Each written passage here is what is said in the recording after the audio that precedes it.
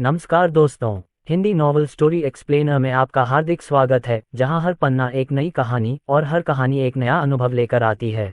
यहां आपको system, romance और मैजिक की अनोखी कहानियां मिलेंगी। तैयार हो जाए इस शानदार सफर के लिए। अध्याय 391। म्यूटेंट क्रिश को स्पष्ट रूप से सिस्टम द्वारा कहे गए शब्दों पर संदेह नहीं था। कहा, फिर भी अभी जो पत्थर उसके हाथ में था उसे देखते हुए उसने कहा, मुझे लगा कि वास्तव में इतना अंतर नहीं था। आकार या बनावट के मामले में कोई भी परिवर्तन नहीं हुआ। पत्थर का वजन ये वैसा ही था जैसा छूट कार्ड के इस्तेमाल से पहले था उस पर। अब क्रिश थोड़ी दुविधा में था। अब जबकि उसने पत्थर हासिल कर लिया है तो उसे क्या करना चाहिए। हाँ, वह समझ गया कि पत्थर का उपयोग मनुष्यों के भीतर उत्परिवर्तन को बढ़ाने के लिए किया जा सकता है, लेकिन वह ये कैसे सुनिश्चित करेंगे कि सफलता की दर बनी रहे। उत्परिवर्तन बढ़ने वाला था, और ये देखते हुए कि गुणवत्ता पत्थर में भारी अंतर से वृद्धि हुई थी, ये स्पष्ट था कि एक छोटा सा भी इस पत्थर से बनने वाले घोल की मात्रा निश्चित रूप से मृत्यु का कारण बनेगी। एक व्यक्ति जैसे ही क्रिश सोच रहा था कि क्या करे, अचानक उसे लकड़ी के दरवाजे से दस्तक की आवाज आती हुई सुनी, जो उसे और उसके परिवार को अलग करती थी। नामहीन। तभी क्रिश को याद आया कि वह यहाँ नहीं है अकेले, लेकिन इसके बजाय वह यहाँ नामहीन के साथ था। नामहीन को यहाँ बुलाया गया था। इस कमरे से बाहर ताला लगा दिया गया था, शायद उस तंत्र के कारण जो स्थापित किया गया था, ये सुनिश्चित करने के लिए कि केवल क्रिश ही इस कमरे तक पहुंच सके। चूंकि इस कमरे के अंदर और कुछ नहीं था, क्रिश उन्होंने तय किया कि अब उनके जाने का समय आ गया है। पत्थर के आसपास की जगह की जांच बाद में करनी होगी। वर्तमान में उन्हें म्यूटेंट के समूह से निपटना होगा जो उनके पीछे आ रहा था। अन्यथा अगर वह यहाँ रहना जारी रखता तो संभावना यह है कि ये उत्परिवर्ती प्रयोगशाला में घुसने में सक्षम होंगे, और अगर ऐसा कुछ हुआ तो प्रयोगशाला के ठिकाने के बारे में रहस्योद्घाटन। किसी को ये जानना था कि प्रयोगशाला के स्थान की जांच कई वर्षों से की जा रही थी, लेकिन ये एक भी नहीं मिला था। यह उम्मीद की जा रही थी कि अन्य बल जांच करेंगे प्रयोगशाला के स्थान के बारे में, यह एहसास होने के बाद कि यह असंभव था कि उन्हें उत्परिवर्तन के बारे में कोई परिणाम मिल सके। क्रिश स्पष्टतः उन्हें सफल न होने के लिए दोषी नहीं ठहरा सकते थे। आखिरकार उसके माता पिता भी इसी उपाय का प्रयोग करने के बाद ही सफल हुए थे। पत्थर, और उन्होंने इसका केवल एक छोटा सा टुकड़ा ही इस्तेमाल किया था। किसी भी मामले में प्रयोगशाला का स्थान उन्हें पता चल जाएगा कि बिना इसके उनके लिए प्रवेश करना असंभव है। क्रिश, तो जाहिर है वे आएंगे और क्रिश की तलाश करेंगे। जैसे ही वह इस बारे में सोच रहा था, क्रिश अचानक कुछ याद आया। नामलेस ने पहले उसे बताया था कि इस प्रयोगशाला में एक ऐसा तंत्र जो आत्मविनाश की ओर ले जाएगा अगर कोई जबरदस्ती करने की कोशिश करे, अपना रास्ता बना लिया है। बस अब तक क्रिश ने इस बात पर ध्यान नहीं दिया था, ऐसी व्यवस्था जो इस प्रयोगशाला के विनाश का कारण बन सकती है। लेकिन फिर भी चूंकि वह जो चाहता था वह उसे पहले ही मिल चुका था, और नामलेस अभी भी नहीं था। यदि वह अन्य उद्देश्यों से उसके साथ यहाँ था तो उसे भुगतान करने की कोई आवश्यकता नहीं थी। उस ओर ध्यान दें। वह दरवाजे के पास गया, हैंडल पकड़ा और आसानी से दरवाजा खोल दिया। उसने पाया कि नामलेस वहां उसका इंतजार कर रहा था। क्रिश मदद नहीं कर सका, लेकिन अपनी भौहें थोड़ी सी ऊपर उठा लीं। उसे आश्चर्य हुआ कि नामलेस ने अंदर प्रवेश करने की कोशिश क्यों नहीं की।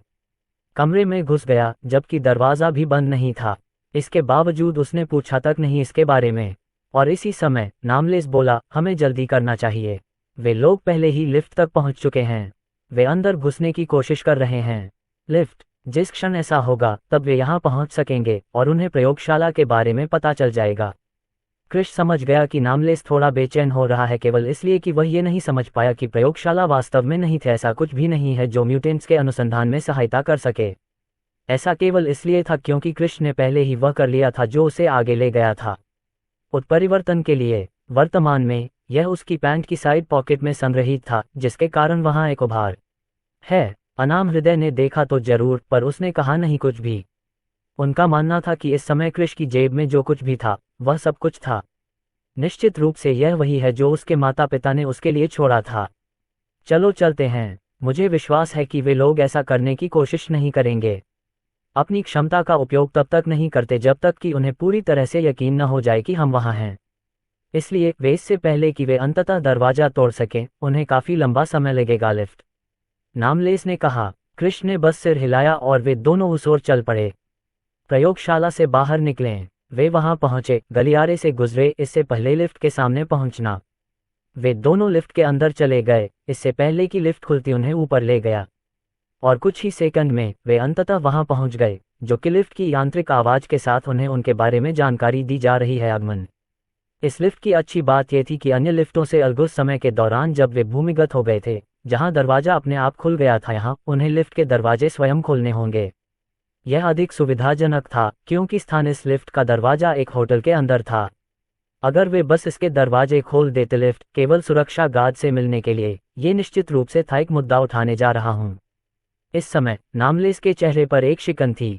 वह धीमी आवाज में कहा, ऐसा लगता है कि उनके पास कोई ऐसा व्यक्ति है जिसके पास ये क्षमता है। सूचना से निपटने के लिए उन्होंने पहले ही सभी सीसीटीवी कैमरे निष्क्रिय कर दिए हैं भूमिगत पार्किंग के भीतर। उन कैमरों के बिना मेरे लिए यह मुश्किल होगा यह बताने में सक्षम होना कि वे वहां क्या कर रहे हैं। ये सुनकर क्रिश चुप रहा। शब्दों से यह स्पष्ट था कि उनकी योग्यता किसी न किसी तरह कैमरों से संबंधित थी। शायद क्या वह कैमरों के भीतर की जानकारी तक पहुंचने में सक्षम था, या शायद ये था क्या इससे उसे इंटरनेट पर जानकारी तक पहुंच बनाने में मदद मिलेगी। अगर ऐसा था तो इसका मतलब ये हुआ कि वह वास्तव में उस AI से अलग नहीं जो उसके पास वर्तमान में है। आखिरकार AI था इंटरनेट पर उपलब्ध जानकारी तक पहुंचने में सक्षम होना तथा अन्य इलेक्ट्रॉनिक उपकरण। अगर ऐसा था तो इसका मतलब ये हुआ कि नेमलेस ने किसी तरह से अपने बारे में जानकारी मिटाने में कामयाब हो गया। इसमें कोई आश्चर्य की बात नहीं थी कि ये पहचानने में सक्षम नहीं था कि वह कौन था। लेकिन इस समय क्रिश को जिज्ञासा हो रही थी, अगर कोई था आपकी यात्रा साम्राज्य के साथ जारी है जिन्होंने यहाँ एक क्षमता का उपयोग किया था, क्या इसका मतलब यह नहीं था कि म्यूटेंट क्या शहर में सरकार चिंतित थी? यदि ऐसा था तो फिर कोई क्यों नहीं आया? आखिरकार वर्तमान में भूमिगत क्षेत्र में लड़ाई चल रही है पार्किंग, लेकिन अपनी तीव्र श्रवण शक्ति के बावजूद लिफ्ट की दीवारों के भीतर लगाए गए प्रतिबंधों का पता लगाने में वह सक्षम था। बाहर की हलचलें, ऐसा लग रहा था कि म्यूटेंट का वह समूह सिर्फ कोशिश कर रहा था लिफ्ट में जाने के लिए अपने वाहन का उपयोग किए बिना ही लिफ्ट में जाने का तरीका खोजना। क्षमताएं, किसी भी मामले में यदि उन्होंने वास्तव में अपनी क्षमताओं का उपयोग किया तो वे इस समय निश्चित रूप से दीवार तोड़ दी होती और अंदर प्रवेश किया होता, लेकिन ऐसा करके वे निश्चित रूप से दर्शकों का ध्यान अपनी ओर आकर्षित करेंगे। म्यूटेंट, हो सकता है कैमरों को निष्क्रिय करना कुछ ऐसा था जो वे कर सकते थे बिना ज्यादा ध्यान आकर्षित किए, लेकिन यदि अन्य लोग भी अपना सिस्टम सक्रिय कर लें तो जोखिम बढ़ जाएगा। क्षमताएं निश्चित रूप से अधिक होंगी। ऐसी संभावना थी कि स्थान तुरंत ही उन्हें देख लिया जाता और वे उत्परिवर्ती लोग दौड़कर आ जाते। क्रिश दीवार के पास पहुंचा और झुककर अपना कान उसके पास लगाया। लिफ्ट के दरवाजे के सीधे संपर्क में आने से वह ध्यान से सुनने लगा और अंततः मैं वहां चल रही बातचीत के कुछ अंश सुनने में कामयाब हो गया। क्या करें, वे दोनों तो यहां घुस आए हैं। मुझे नहीं मालूम कि इस गुप्त मार्ग को बनाने में किस विधि का प्रयोग किया गया था, लेकिन ये सच है, हमारे लिए अपनी क्षमताओं का उपयोग किए बिना वहां प्रवेश करना लगभग असंभव है। आप जानते हैं कि यदि हम अपनी क्षमताओं का और अधिक उपयोग करेंगे तो हमारा स्थान खतरे में पड़ दिया जाएगा। ये काफी अच्छा था कि हमने पहले ही इसका ध्यान रखा है। यहाँ सुरक्षा गार्ड तैनात किए गए हैं और कैमरों का भी ध्यान रखा गया है। हमें केवल उन 2 लोगों की चिंता है, लेकिन हम इस मिशन को विफल नहीं होने दे सकते। हमें क्या करना चाहिए? क्या करें? हम उन्हें भागने की अनुमति नहीं दे सकते। क्या होगा अगर कोई और रास्ता हो ये वाला? चलो बस जोखिम लेते हैं। किसी भी मामले में जब हमें भेजा गया था इस मिशन को संभालने के लिए, ये स्पष्ट था कि बॉस को उम्मीद थी कि वहां था यह एक मुश्किल काम होने वाला है। आखिरकार यह एक प्रथम श्रेणी का शहर है और यह मध्य प्रांत। किसी भी मामले में चाहे हम कुछ भी करें, हम पर इसका असर पड़ना तय है। सरकार के उन म्यूटेंटों से लड़ो, उन्हें फायदा हो सकता है। संख्या के लिहाज से तो हम बहुत अच्छे हैं, लेकिन हमें कमतर भी नहीं आंका जाना चाहिए। ठीक है, तो क्या मुझे ये दरवाज़ा तोड़ देना चाहिए? मैं आसानी से ये दरवाज़ा तोड़ सकता हूँ। मैं अपनी शक्ति से ऐसा करूँगा। तुम्हें नहीं पता कि इस दीवार के पार क्या है। क्या होगा अगर यह एक जाल है और जिस क्षण आप इसे नष्ट करते हैं आप मारे जाते हैं। मार्टी, ऐसा करो। जरूर। सब लोग पीछे हट जाओ। मैं अब अपनी क्षमता का उपयोग करूंगा और उस दीवार को नष्ट कर दो। इसमें बस कुछ सेकंड लगेंगे। अध्याय 392 युद्ध छिड़ गया। बातचीत से क्रिश को तुरंत पता चल गया कि लोगों का ये समूह सब कुछ जोखिम में डालने और अपनी क्षमताओं का उपयोग करने के लिए तैयार था। बेशक वे समझ गए कि जिस क्षण उन्होंने अपनी क्षमताओं का उपयोग किया, वे जाहिर है इससे शहर में मौजूद म्यूटेंटों का ध्यान उनकी ओर आकर्षित होगा। लेकिन देखने से ऐसा लग रहा था कि यह बहुत ही उनके लिए यह महत्वपूर्ण था कि उन्होंने उसके साथ व्यवहार किया, अन्यथा उन्हें निश्चित रूप से ऐसा कुछ करने का जोखिम नहीं उठाया जाना चाहिए। या हो सकता है कोई बैकअप योजना थी जिसके बारे में उन्होंने बात नहीं की थी के बारे में। अन्यथा यह एक निश्चित शर्त थी कि लोगों का ये समूह निश्चित रूप से होगा इस शहर में मौजूद म्यूटेंटों से निपटा जाएगा। हालांकि यह म्यूटेंटों का मुख्यालय नहीं था, सरकार की ओर से यह स्पष्ट था कि म्यूटेंट की संख्या निश्चित रूप से थी, यह बिल्कुल भी छोटा नहीं होगा। आखिरकार ये केंद्रीय प्रांत था। कम से कम उत्परिवर्ती जीवों की संख्या के आधार पर तो यह अनुमान ही लगाया जा सकता है कि क्रिश का मानना था कि जिन लोगों से वह पहले मिल चुके थे उनकी संभावना थी कि इस शहर में मौजूद उत्परिवर्ती की संख्या वास्तव में 10 या उससे भी अधिक थी। वे हमला करने की तैयारी कर रहे हैं। वे पूरी ताकत से हमला करने जा रहे हैं। लिफ्ट का दरवाज़ा तोड़ना चाहता हूँ। क्रिश नेमलेस की ओर मुड़ा और बोला उन शब्दों। नामलेस को आश्चर्य हुआ। उसने यह अनुमान नहीं लगाया था कि ऐसा कुछ वास्तव में होने जा रहा था। खैर, वह खुद भी ऐसा ही था। इस दौरान वह अपनी क्षमता का उपयोग करते रहे। जहां तक इस बात का सवाल है कि पुलिस द्वारा उसका पता क्यों नहीं लगाया गया। शहर के भीतर मौजूद म्यूटेंट ये केवल इसलिए था क्योंकि ये म्यूटेंट उपयोग कर रहे थे प्रौद्योगिकी, और वे जिन उपकरणों का उपयोग कर रहे थे वे जानकारी एकत्र कर रहे थे, और यह कुछ ऐसा था जो उसकी क्षमता से संबंधित था।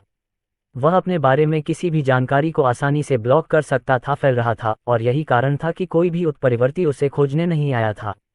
क्या तुम उन्हें संभाल पाओगे? नामहीन ने कुछ देर सोचा, पूछने से पहले एक क्षण रुकें। यद्यपि उसने पूछा था, फिर भी उसे लगा कि यह होने वाला था। क्रिश के लिए इन लोगों के समूह से निपटना मुश्किल है। हाँ, उसका माता पिता उत्परिवर्तन के अग्रदूत थे, लेकिन फिर भी किस तरह का उत्परिवर्तन? क्रिश का क्या होगा? एम्पायर पर अधिक सामग्री का अनुभव करें, और अनुमान के अनुसार वहां कम से कम 3 लोग होने चाहिए वहां, और वे सभी उत्परिवर्ती थे। भले ही क्रिश के पास क्षमता थी उनमें से एक के साथ व्यवहार करना निश्चित रूप से उसके लिए आसान नहीं होने वाला था उन सभी से निपटने में सक्षम। इसके अतिरिक्त ये देखते हुए कि यह केंद्रीय था प्रांत में, ये स्पष्ट था कि वहां के उत्परिवर्ती काफी शक्तिशाली थे। ये था निश्चित रूप से उन छोटे म्यूटेंट्स के समान स्तर पर नहीं जिन्हें अनुमति दी गई थी दुर्लभ अवसरों पर ही प्रांत से बाहर निकलते हैं। टकराना। इससे पहले कि क्रिश जवाब दे पाता, उन्होंने अचानक एक आवाज सुनी। लिफ्ट के प्रवेश द्वार से विस्फोटक ध्वनि आ रही थी। तुरंत ही क्रिश को समझ में आ गया कि म्यूटेंटों के इस समूह ने पहले से ही कार्रवाई शुरू कर दी है। इसके अतिरिक्त प्रवेश द्वार को देखते हुए लिफ्ट को देखते ही उसे पता चला कि उसमें पहले से ही विकृति आनी शुरू हो गई थी। ऐसा लग रहा था कि प्रवेश द्वार नष्ट होने वाला है अगले 1 या 2 हमलों में। चूंकि यह मामला था, चूंकि वे खड़े थे दरवाजे के सामने, वे स्पष्ट रूप से प्रभावित होंगे। नेमलेस को भी स्थिति समझ में आ गई, और इसलिए उसने तुरंत क्रिश की ओर देखा, और फिर उसने अपना हाथ दरवाजे पर रख दिया। इसे स्कैन किया गया। अगले ही पल नामलेस एक तरफ हट गया। क्रिश केंद्र में है। हाँ, उसके पास एक क्षमता थी, लेकिन ये युद्ध से संबंधित नहीं थी।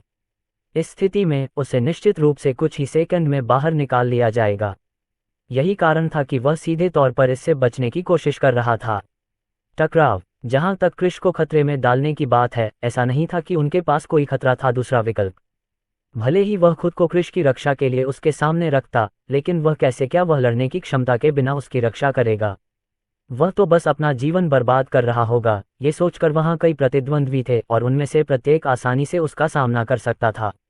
ये वह क्षण था जब नेमलेस को अंततः वह क्षमता प्राप्त हुई जो उसके पास थी। हमेशा उपयोगी समझे जाने वाले ये उपकरण पूरी तरह से बेकार साबित हुए हैं। किसी भी हालत में जब से उसने ये योग्यता प्राप्त की है, तब से वह वास्तव में कभी किसी युद्ध में शामिल नहीं हुआ। ये पहला युद्ध होने जा रहा था। वह एक ऐसी लड़ाई थी जिसमें उसे शामिल होना था, और अंततः उसे समझ आ गया कि वास्तव में युद्ध से संबंधित क्षमता का होना अच्छा था। लेकिन ऐसा कुछ भी नहीं था जिसे वह बदल सके। ऐसा नहीं था कि वह अचानक समय को पीछे मोड़ सकता था और अपनी क्षमता को बदल सकता था। किसी भी मामले में ऐसा नहीं था कि कोई भी ये तय कर सकता था कि उसे किस योग्यता पर काम करना है। वे उस समय प्राप्त करने जा रहे थे।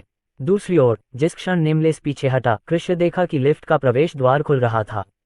ये वही स्थिति थी बाहर के लोगों के लिए। उन्हें उम्मीद नहीं थी कि प्रवेश द्वार खुलने वाला है। बेशक उन्होंने अपनी क्षमताओं का उपयोग केवल ये जानने के लिए किया था कि इस दीवार के पीछे कुछ छिपा हुआ था, और ये देखते हुए कि वे जिस लक्ष्य की ओर आ रहे थे, भूमिगत पार्किंग में आए थे, उन्हें विश्वास था कि वे वहां छिपे हुए थे दीवार के दूसरे छोर पर। दीवार पर हमला करने वाला व्यक्ति रुक गया। वह बस एक बार फिर हमला करने की तैयारी कर रहा था। तभी उसने देखा कि दीवार पहले ही टूट चुकी है। ऊपर की ओर बढ़ रहा था, जिससे पता चल रहा था कि पीछे कुछ है दीवार। और जो उजागर हुआ वह वास्तव में कुछ इस प्रकार था, लिफ्ट। इसके अतिरिक्त जिस लक्ष्य की वे तलाश कर रहे थे वह वास्तव में था वहां खड़े होकर उन्हें देख रहा था। एक पल के लिए तो उन्हें समझ में ही नहीं आया कि क्या करें। ये झड़प कुछ सेकंड तक चली, उसके बाद उनमें से एक ने अचानक क्रिश की ओर हमला कर दिया।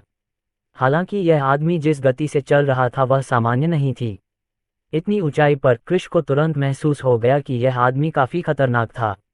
बस उसे इस आदमी से खतरे का एहसास हो रहा था, निश्चित रूप से उस स्तर पर नहीं कि उसे अपने ऊपर कोई घातक खतरा महसूस हो। क्रिश ने अपनी अंतरात्मा पर विश्वास करने का निर्णय लिया। उसका मानना था कि यह आदमी निश्चित रूप से उसे ज्यादा नुकसान पहुंचाने में सक्षम नहीं था, इसलिए उसने ऐसा नहीं किया हमले से बचो। इसके बजाय उसने बस आगे की ओर किक मारी, अपनी किक को निर्देशित किया उस भूसे की ओर जो उसकी ओर बढ़ रहा था। क्रिश की हरकतें इतनी तेज थीं, उस आदमी ने कोई प्रतिक्रिया नहीं की। टकराना, एक छोटे विस्फोट की आवाज आए और अगले ही क्षण उसी क्षण भूमिगत पार्किंग में अचानक एक चीख हवा में गूंज उठी। वह भारी भरकम आदमी जो क्रिश की ओर बढ़ रहा था, अचानक वह चिल्लाया जब उसे पीछे की ओर फेंका गया। इसके पीछे कारण यह था कि जिस क्षण उसका मुक्का क्रिश के पैर पर लगा, ऐसा लगा जैसे कि वह टकरा गया हो एक लोहे की दीवार। इसके अतिरिक्त उस स्थान से जो जबरदस्त बल आ रहा था, पैर ने तुरंत इस आदमी को पीछे की ओर उड़ा दिया। उसी समय हाथ ने भी उसे पीछे की ओर उड़ा दिया। जिस हथियार का प्रयोग मुक्का मारने के लिए किया गया था, वह वास्तव में कलाई से टूटा हुआ था। आसपास के लोग ये देखकर अचंभित रह गए कि उन्होंने क्या किया। उनमें से किसी ने भी उम्मीद नहीं की थी कि ऐसा कुछ होने वाला है, विशेष रूप से उत्परिवर्ती के इस समूह के लिए जो यहाँ के इरादे से आए थे क्रिश को बाहर निकालना। जहां तक नामलेस की बात है, उसने भी कभी नहीं सोचा था कि कुछ इस तरह। क्रिश कितना ताकतवर था, जिस तरह से वह आदमी था उससे वह इतना भारी भरकम था कि वह तुरंत अनुमान लगा सकता था कि इस आदमी में कितनी क्षमता है। उनका मानना था कि उस भारी भरकम आदमी के पास एक ऐसी क्षमता थी जो अपनी ताकत बढ़ाने में सक्षम। लेकिन अपनी ताकत में वृद्धि के बावजूद क्या क्रिश ने उसे आसानी से उड़ा दिया? क्रिश कितना शक्तिशाली था, और जिस तरह से क्रिश ने हमला करने के बाद व्यवहार किया, उससे ये पता चलता है कि ऐसा लग रहा था कि उसने अपनी पूरी ताकत का इस्तेमाल ही नहीं किया था। ये बेहद दुखद था, आसपास के सभी लोगों के लिए ये चौंकाने वाली बात थी। दूसरी ओर क्रिश को इसकी कोई परवाह नहीं थी। इसके बजाय उसने बस उन शेष 3 लोगों पर ध्यान केंद्रित किया जो अभी भी वहां खड़े थे। उसे देखकर उसने आक्रमण क्यों नहीं किया, इसका एकमात्र कारण यह था कि क्योंकि वह नहीं जानता था कि इस समूह के लोगों में क्या क्षमताएं हैं। यदि वह वास्तव में इसके बारे में जानते होते तो उन्होंने पहले ही कार्रवाई कर दी होती। उसके लिए सतर्क रहना बेहतर था, क्योंकि उसे नहीं पता था कि कोई भी व्यक्ति उसके साथ ऐसा कर सकता है या नहीं। शरीर को बढ़ाने वाली गोलियां लेने के बाद वह चाहे कितना भी ताकतवर क्यों न हो गया हो, संभावना है कि वहां एक क्षमता थी जो उसे बाहर निकालने में सक्षम थी अगर वह सावधान नहीं था।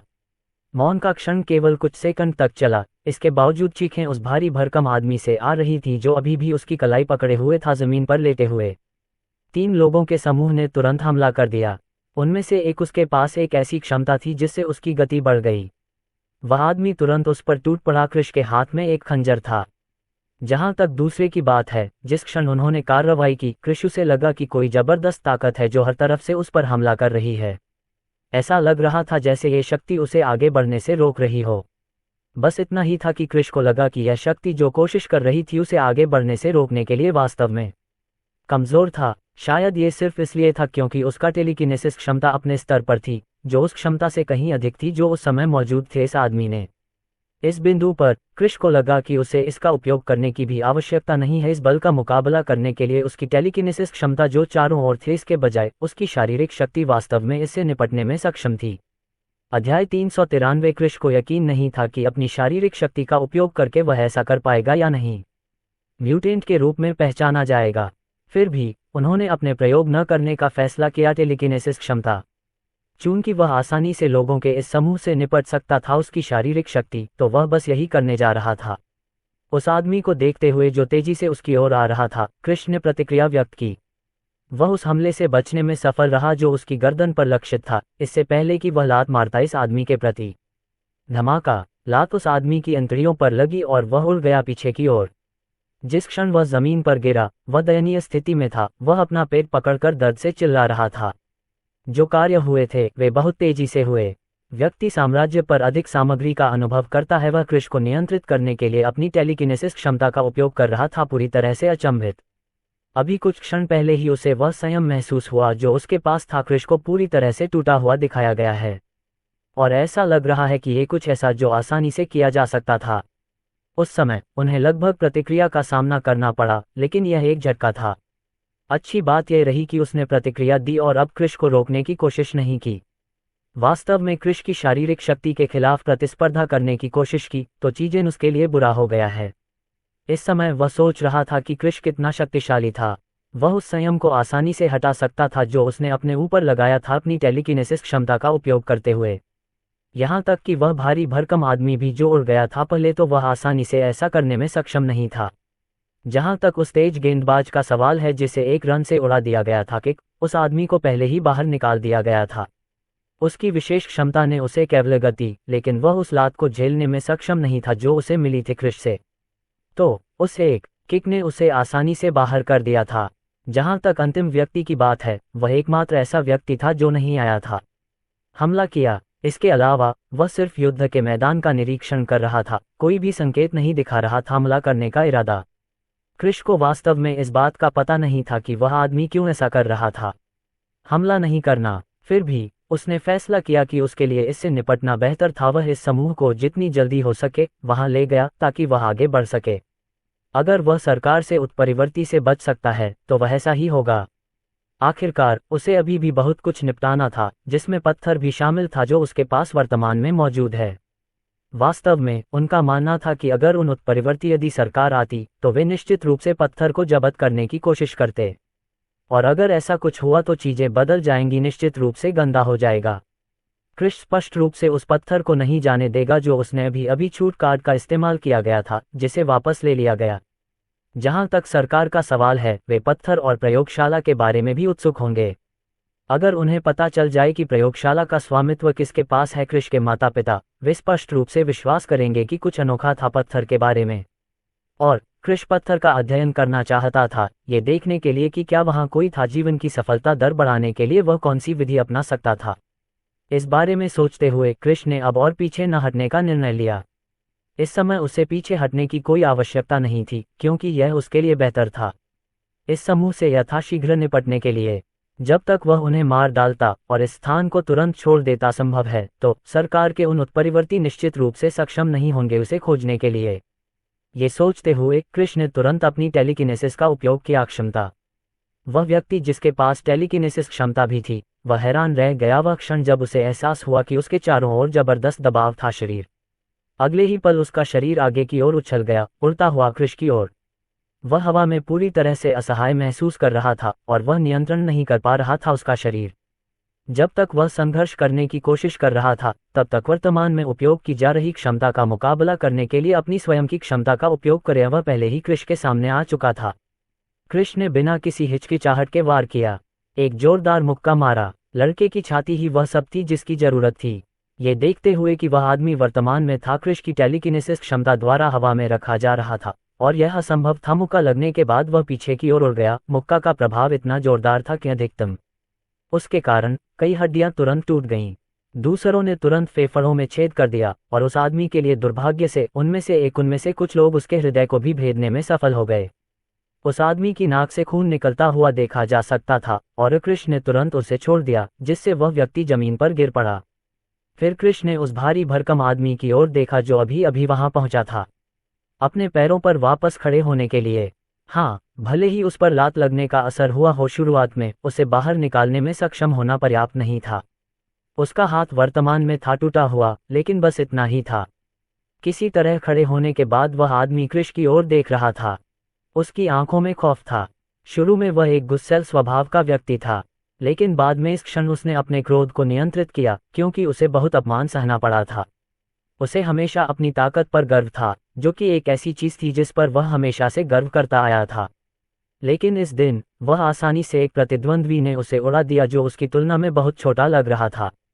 वह इस बात से नाराज था कि उसका हाथ टूट गया था, लेकिन जैसे ही वह जवाबी कार्रवाई के बारे में सोच रहा था, उसने वह दृश्य देखा जिसने उसे चौंका दिया। वह अपने क्रोध को पूरी तरह से भूल गया और कृष की ओर देखते हुए जो उसकी ओर देख रहा था, वह आदमी तुरंत कुछ कदम पीछे हटने लगा।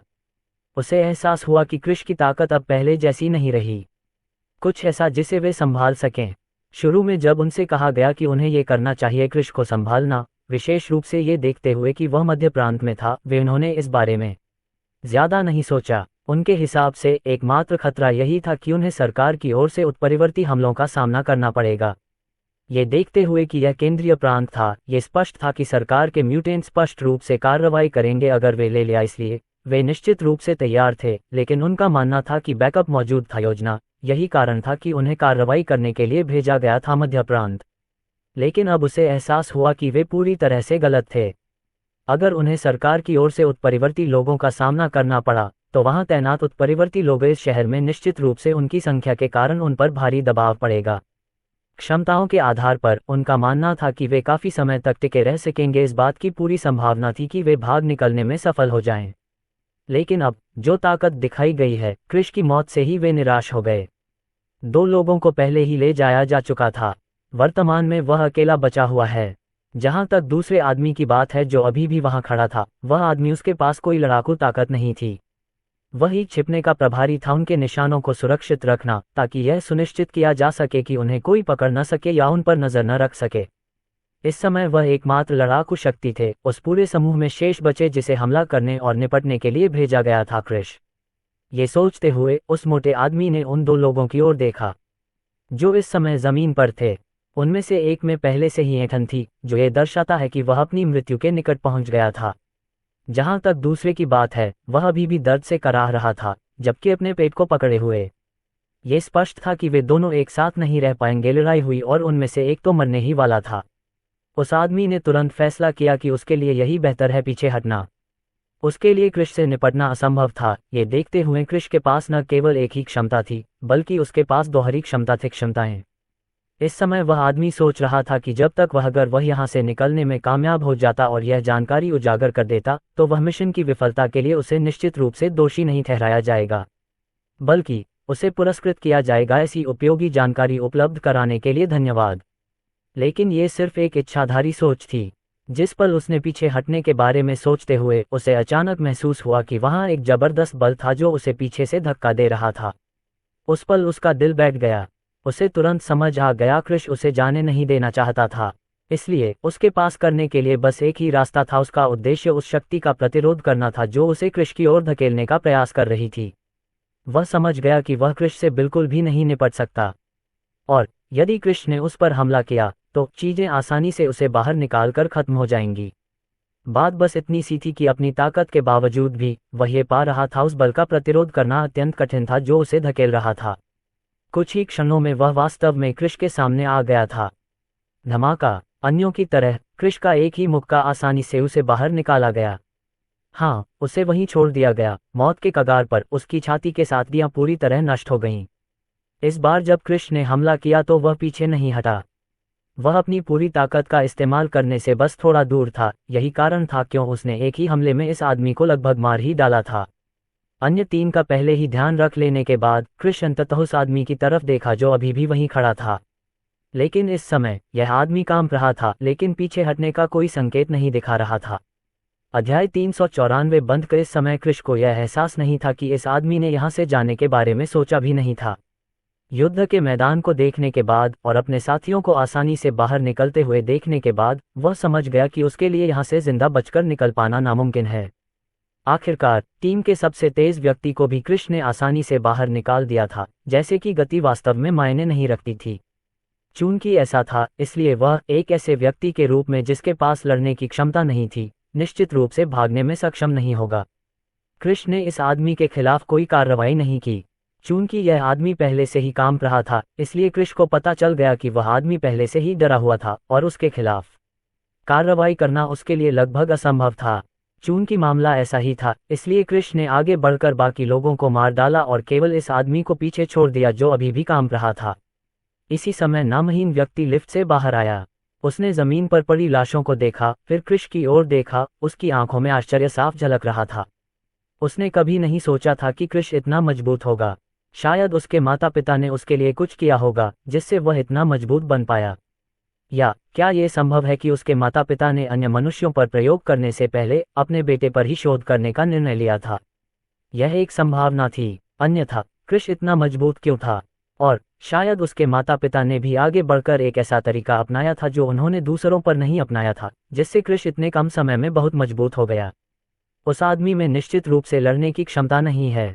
उसके पास उन लोगों के बारे में बहुत अधिक जानकारी होनी चाहिए जो तुम्हें ढूंढने आए हैं। तुम क्या सोचते हो, क्या हमें उसे अपने साथ ले जाना चाहिए या तुम उसे मार डालोगे? नामहीन ने उस आदमी को देखते हुए पूछा जो अभी भी कांप रहा था। लेकिन कृष के जवाब देने से पहले ही नामहीन ने अचानक फिर से बोलना शुरू कर दिया। इस बार उसका लहजा बहुत ही जरूरी था। हमें जल्द से जल्द यहाँ से निकल जाना चाहिए। सरकार के म्यूटेंट अभी यहाँ आ रहे हैं। ये स्पष्ट है कि आप लोगों के बीच की लड़ाई ने उन्हें पहले ही आकर्षित कर लिया है और वे अगले 2 मिनट में यहाँ पहुँच जाएंगे। कृष को ये सुनकर आश्चर्य नहीं हुआ। ये कुछ ऐसा था जिसकी उसे पहले से ही उम्मीद थी, क्योंकि केंद्रीय प्रांत के भीतर लड़ाई निश्चित रूप से उन म्यूटेंट को आकर्षित करेगी। इसके अलावा वे वर्तमान में शहर के मध्य में थे। केवल एक चीज जिसने कृष को आश्चर्यचकित किया वह ये थी कि उन्हें यहाँ पहुँचने में इतना समय लगेगा। लड़ाई समाप्त होने में पहले ही काफी समय लग चुका था और 2 मिनट और ये दर्शाता है कि वे काफी दूर थे। चलो उसके साथ चलते हैं। मेरे पास बहुत सारे सवाल हैं जो मैं पूछना चाहता हूँ, लेकिन हम यहाँ नहीं रह सकते। हमें जल्द से जल्द यहाँ से चले जाना होगा, कृष ने कहा और उस आदमी की तरफ देखा जो डरी हुई आंखों से उसे देख रहा था। कृष समझ गया कि उसके लिए इस आदमी को इस होटल में रोक पाना असंभव होने वाला था। आखिरकार अगर इस आदमी ने अपनी क्षमता का इस्तेमाल करने का फैसला किया तो संभावना थी कि वह सरकार से म्यूटेंट को आकर्षित करने वाला था। वर्तमान में हालांकि कृष को यह समझ आ गया था कि वे उत्परिवर्ती शीघ्र ही उसकी तलाश में आएंगे, फिर भी उसने निर्णय लिया कि जितना संभव हो सके उनसे बचना ही उसके लिए बेहतर है। फिलहाल ये कहा जा सकता है कि वह उनका दुश्मन नहीं था। उनका एक ही आम दुश्मन था, साथी परिवार और ब्लैक मर्सिनरी ग्रुप। लेकिन कृष फिलहाल सरकार से जुड़ना नहीं चाहता था। आखिरकार उसके माता पिता की मौत में कुछ सरकारी अधिकारियों का हाथ था। कृष तभी सुरक्षित महसूस करेगा जब वह इतना मजबूत होगा कि इस दुनिया के सबसे ताकतवर म्यूटेंट के सामने भी जीवित रह सके। और चूंकि ऐसा ही था, इसलिए उसके लिए बेहतर यही था कि वह उस पत्थर का अध्ययन करने के लिए समय निकाले जिसे सिस्टम ने रिबेट कार्ड का इस्तेमाल करने के बाद अपग्रेड किया था। नामलेस ने बस सिर हिलाया। फिर उसने उस आदमी की तरफ देखा और कहा, तुम एक उत्परिवर्ती हो और जिस क्षण सरकार तुम्हें खोज लेगी तुम निश्चित रूप से मर जाओगे। तो क्यों न तुम हमारे साथ आओ और कुछ सवालों के जवाब दो, फिर हम तुम्हें जाने देने पर विचार कर सकते हैं। ये स्पष्ट था कि वर्तमान में नामलेस इस आदमी को उनके साथ आने के लिए मजबूर नहीं करना चाहता था। अगर उसने ऐसा कुछ किया तो हाँ, वे आसानी से इस आदमी को अपने साथ ले जा सकेंगे, लेकिन अगर उसने सरकारी म्यूटेंट का ध्यान आकर्षित किया तो चीजें निश्चित रूप से जटिल हो जाएंगी। फिलहाल इस समय नामलेस को सरकार द्वारा म्यूटेंट के रूप में पंजीकृत नहीं किया गया है, और सरकार के दृष्टिकोण से जो म्यूटेंट पंजीकृत नहीं थे वे दुश्मन पक्ष से थे। अगर वे कोई कार्रवाई करते पाए गए तो उन्हें तुरंत फांसी पर चढ़ा दिया जाएगा। बेशक नामलेस को अभी भी अपनी जिंदगी से प्यार था और वह इसे बर्बाद करने को तैयार नहीं था। कृष ने कुछ नहीं कहा, बल्कि उस आदमी की तरफ देखा। अगर यह आदमी मना करता तो कृष उसे पीटकर मार डालता। फिर वह उसे इस शहर से बाहर ले जाता और शायद किसी दूसरे प्रांत में ले जाता और फिर उससे जरूरी सवाल पूछता। जहां तक इस प्रांत को किसी ऐसे व्यक्ति के साथ छोड़ने की क्षमता का सवाल है जो स्पष्ट रूप से एक बंदी था, ये कुछ ऐसा नहीं था जो वर्तमान कृष के लिए मुश्किल था। हाँ, उसका प्रभाव वास्तव में पिछले कुछ समय से बढ़ गया था। बस इतना था कि म्यूटेंट के अस्तित्व के बारे में जानते हुए भी वह उस तरह के प्रभाव पर ज्यादा ध्यान नहीं दे रहा था। इसके अलावा उसके पास जो पैसा था उससे उसने आई के जरिए कई कंपनियों में निवेश कर दिया था। अपने पास मौजूद संपर्कों का इस्तेमाल करके वह इस देश में कहीं भी आसानी से पहुंच सकता था, और उसने अपना प्रभाव बढ़ाने के लिए पहले से ही दूसरे देशों में निवेश करना शुरू कर दिया था। साम्राज्य पर विशेष कहानियां खोजें। म्यूटेंट के बीच लड़ाई में ये कुछ ऐसा था जिसे पूरी तरह से बेकार माना जा सकता था, लेकिन अन्य चीजों के लिए म्यूटेंट होना निश्चित रूप से इसे संभालने में सक्षम नहीं होगा। आखिरकार सरकार के पास भी अपने म्यूटेंट थे और अगर वह हर चीज से लड़ने की हिम्मत करता तो संभावना थी कि वह किसी ऐसे म्यूटेंट से मिलने वाला था जो उसे खत्म करने में सक्षम था। वह आदमी भले ही कांप रहा था, लेकिन उसे समझ आ गया था कि उसके पास चुनने के लिए क्या क्या विकल्प हैं। खैर, यहाँ उसके पास चुनने के लिए कुछ भी नहीं था। वह समझ गया कि अब जीवित रहने के लिए उसके पास एकमात्र विकल्प कृष और उस दूसरे व्यक्ति के साथ रहना ही है। किसी भी मामले में अगर वह सरकार के म्यूटेंट के संपर्क में आया तो यह स्पष्ट था कि उसे निश्चित रूप से यहीं मार दिया जाएगा, और इसलिए उसके लिए पहले निकल जाना बेहतर होगा। जहां तक उस जानकारी का सवाल है जिसके बारे में वे पूछताछ करने जा रहे थे, जाहिर है उनका उसे उजागर करने का कोई इरादा नहीं था। हाँ, वे कुछ जानकारी का खुलासा कर सकते थे, लेकिन निश्चित रूप से वे ऐसा नहीं चाहते थे। वे स्पष्ट रूप से यह जानना चाहते थे कि वह कहाँ से आया है, और यह ऐसी बात नहीं थी जिसे वह बता सकता था। वास्तव में, अगर वह वास्तव में बता सकता तो वह पहले ही बता चुका होता। जाहिर है कि यह ऐसी चीज थी जो उसकी जान बचा सकती थी। बस अगर वह ऐसा कुछ करने की कोशिश करता तो जानकारी का खुलासा करने की कोशिश करते ही उसकी मौत हो जाती। ये कुछ ऐसा था जो ब्लैक मर्केंट्री ग्रुप के उच्च अधिकारियों द्वारा स्थापित किया गया था। ऐसे लोगों का एक समूह था जो प्रतिबंध लगाने की क्षमता रखता था, और जिस क्षण कोई प्रतिबंध तोड़ता था उसे मौके पर ही मार दिया जाता था। इसलिए उसने सोचा कि भले ही उसे क्रिश और इस दूसरे आदमी के हाथों यातना सहनी पड़े, ये बेहतर होगा क्योंकि वह थोड़े समय तक और जीवित रहेगा। इसलिए जब उसने देखा कि क्रिश और वह दूसरा व्यक्ति दोनों उसे ढूंढ रहे हैं और उसके जवाब का इंतजार कर रहे हैं, तो उसने अपना सिर हिलाया। जैसे ही वह आदमी सहमत हुआ, नामहीन व्यक्ति आगे बढ़ गया। भूमिगत पार्किंग के भीतर क्रिश ने देखा कि सभी सुरक्षा गार्डों को वास्तव में बाहर निकाल दिया गया था। हाँ, वे सभी मारे गए थे। यह मानते हुए कि क्रिश इस बारे में कुछ नहीं कर सकता था, उसने बस इसे अनदेखा करने का फैसला किया। वे तीनों एक कार में बैठ गए और नामहीन ने उसे चलाया। क्रिश को यकीन नहीं था कि कार वाकई नामहीन की है। आखिरकार जिस कार के बारे में क्रिश को लगा कि नामहीन उसका मालिक हो सकता है, वह होटल के सामने खड़ी थी। इस बात का कारण कि वह वास्तव में निश्चित नहीं था कि यह कार वास्तव में नामहीन की थी, इसका कारण केवल यह था कि यह बिल्कुल भी लॉक नहीं थी। इसलिए वे आसानी से कार के अंदर घुस गए थे और यहाँ तक कि चाबियां भी वहीं थीं। क्रिश ने सोचा कि शायद यह आदमी किसी तरह से कैमरे को हैक करने में कामयाब हो गया है, और उसने देखा कि वहाँ कोई ऐसा व्यक्ति था जिसने अपनी कार का दरवाजा बंद नहीं किया था। शायद यही वजह थी कि वह इस बात को लेकर इतना आश्वस्त था। फिर भी वह वहीं रुका रहा जबकि नामहीन लोगों ने उन्हें शहर से बाहर निकाल दिया। फिलहाल ड्राइवर नामहीन था, जबकि क्रिश और दूसरा लड़का जिसे उन्होंने पकड़ा था, दोनों यात्री सीटों पर बैठे थे।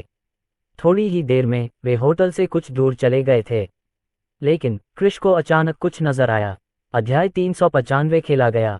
एम्पायर पर अधिक सामग्री खोजें। राजधानी शहर में इस समय एक आलीशान हवेली के अंदर 3 लोगों का एक समूह था जो एक दूसरे के साथ बातें कर रहा था और हंस रहा था। आप लोग क्या सोचते हैं? काफी समय हो गया है जब से ये अफवाहें फैलनी शुरू हुई हैं कि सरकार चीजों को जबरदस्ती थोपने की कोशिश कर रही है। उन्होंने अभी तक प्रयोग शुरू नहीं किया है, लेकिन वे जल्द ही इसे शुरू करेंगे। क्या आप उन अफवाहों की बात कर रहे हैं कि सरकार म्यूटेंट बनाने का इरादा रखती है? मुझे विश्वास नहीं है कि वे ऐसा कुछ करने जा रहे हैं, क्योंकि यह पूरी तरह से लापरवाही है। क्या आपको मेरी जानकारी के स्रोतों पर संदेह है? यह ऐसी बात है जो मैंने सीधे एक सरकारी अधिकारी से प्राप्त की है। मुझे स्पष्ट है कि वे ऐसा करना चाहते हैं और यह अगले सप्ताह के दौरान होगा। क्या तुम मजाक कर रहे हो? वे किसका इस्तेमाल करने जा रहे हैं? मुझे मत बताओ कि वे उन नागरिकों का अपहरण करने जा रहे हैं जिनकी रक्षा करने के लिए वे इतने प्रयास कर रहे हैं। उनका प्रयोग प्रयोगों के लिए करेंगे और उनमें से म्यूटेंट को निकालने का प्रयास करेंगे। आप बहुत ज्यादा सोच रहे हैं। उन लोगों ने वास्तव में सैनिकों से कहा कि वे स्वेच्छा से काम करें, और जैसा कि आप उन लोगों से उम्मीद करते हैं, उनमें से कई तुरंत सहमत हो गए। और इस परियोजना में शामिल होने का फैसला करने वाले लोगों की संख्या काफी अधिक है। तो फिर हम कार्रवाई क्यों नहीं कर रहे हैं? अगर वे वास्तव में सफल हो गए तो वे हमें इस देश से पूरी तरह से उखाड़ फेंकेंगे। हाँ, हम अपने मुख्यालय वापस जा सकते हैं, लेकिन फिर भी तुम्हारा क्या होगा? तुम्हारा परिवार निश्चित रूप से नष्ट हो जाएगा। क्या तुम मजाक कर रहे हो? तुम्हें इसके बारे में इतना चिंता करने की जरूरत नहीं है। जब से उन 2 वैज्ञानिकों की मृत्यु हुई है, तब से किसी के लिए भी सफल होना असंभव है। हम पहले ही कितने सालों से कोशिश कर रहे हैं। इस परियोजना को शुरू किए हुए 7 साल से ज्यादा हो चुके हैं और उन 2 वैज्ञानिकों की मृत्यु 6 साल पहले हो चुकी है। मुझे लगता है कि कुछ ऐसा जरूर है जो उन्होंने हमसे छिपाया है, नहीं तो दुनिया के सभी प्रतिभाशाली वैज्ञानिकों के लिए म्यूटेंट बनाने की विधि की खोज न करना असंभव होता। ये सच है। आखिरकार हमने पहले ही दुनिया भर से कई वैज्ञानिकों को काम पर रखा है, लेकिन उनमें से कोई भी कभी सफल नहीं हुआ है। हमने पहले ही अन्य म्यूटेंट का अध्ययन किया है, जिसके कारण उनमें से कई की मृत्यु हो गई, लेकिन हमने ऐसा कुछ भी नहीं खोजा है जो हमारी मदद कर सके। हाँ, हमने पाया कि उनके डीएनए में कुछ ऐसा था जिसने उनके जीन को बदल दिया, लेकिन उस तरल पदार्थ के घटक या जो कुछ भी है, वह कुछ ऐसा है जिसे हम सत्यापित नहीं कर सकते। आप लोगों को इसके बारे में ज्यादा नहीं सोचना चाहिए। किसी भी मामले में, चूंकि उन्होंने उस प्रयोग को करने के लिए सेना का उपयोग करने का फैसला किया है, तो वे खुद को कमजोर करने जा रहे हैं। वास्तव में, हम दूरी का उपयोग कर सकते हैं और किसी दूसरे देश का उपयोग करके इस राष्ट्र पर हमला कर सकते हैं। इस तरह ये तुरंत अराजकता पैदा करेगा, और अगर वे उत्परिवर्ती हस्तक्षेप करने की कोशिश करते हैं तो हम भी हस्तक्षेप करेंगे और सुनिश्चित करेंगे कि वे वहीं रहें। यह एक अच्छा विचार है। जब तक ये देश अराजकता में डूबा रहेगा, मुझे नहीं लगता कि वे अपना शोध जारी रखेंगे। और मुझे जो जानकारी मिली है उसके अनुसार यह स्पष्ट है कि सफलता दर 1% से भी कम होगी। इतनी कम सफलता दर के साथ मेरा मानना है कि इस प्रयोग के लिए सहमत होने वाले सभी सैनिक मर जाएंगे, और इसके साथ ही सरकार को नुकसान उठाना पड़ेगा और उसे कुछ भी हासिल नहीं होगा। आखिरी व्यक्ति के बोलने के बाद एक पल का सन्नाटा छा गया। ये 3 लोग दरअसल उन लोगों में से थे जो उन 3 सेनाओं में से कुछ थे जो इस समय कृष का पीछा कर रही थीं और निर्णय ले रही थीं। उनमें से एक शोध का प्रभारी था, जिसका अर्थ था कि वह उस संगठन से था जिसके लिए कृष के माता पिता काम कर रहे थे। दूसरे व्यक्ति की बात करें तो वह ब्लैक मर्सिनरी ग्रुप से था, जबकि अंतिम व्यक्ति साथी परिवार से था। ये सच है कि वे अपनी सेना में सर्वोच्च पदों पर नहीं थे, लेकिन वर्तमान में वे ही इस परियोजना के प्रभारी थे, और इसलिए वे ही हर चीज के बारे में निर्णय ले रहे थे। बेशक वे जो कुछ भी करते थे उस पर उनके पीछे की ताकतों की नज़र रहती थी, और यदि वे कोई गड़बड़ी करते तो जाहिर है उन्हें उनके पदों से हटाया जा सकता था और उनके स्थान पर अन्य लोगों को रखा जा सकता था।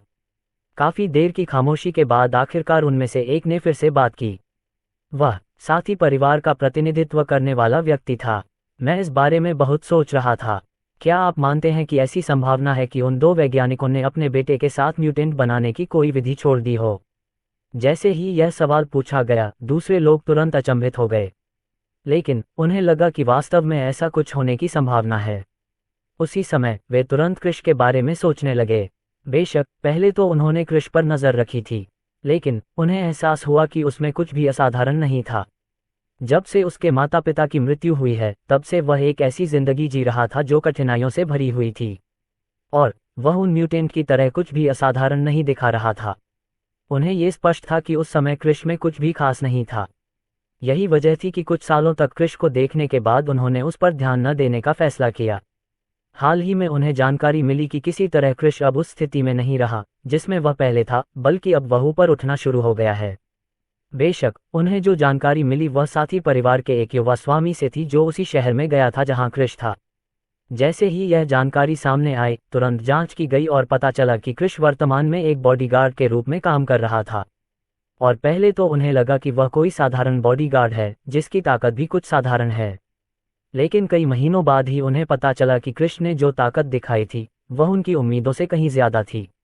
यह म्यूटेंट की ताकत से मेल खाने के स्तर तक पहुंच रही थी। यही कारण था कि उन्होंने उससे निपटने के लिए कई म्यूटेंट भेजने का फैसला किया था।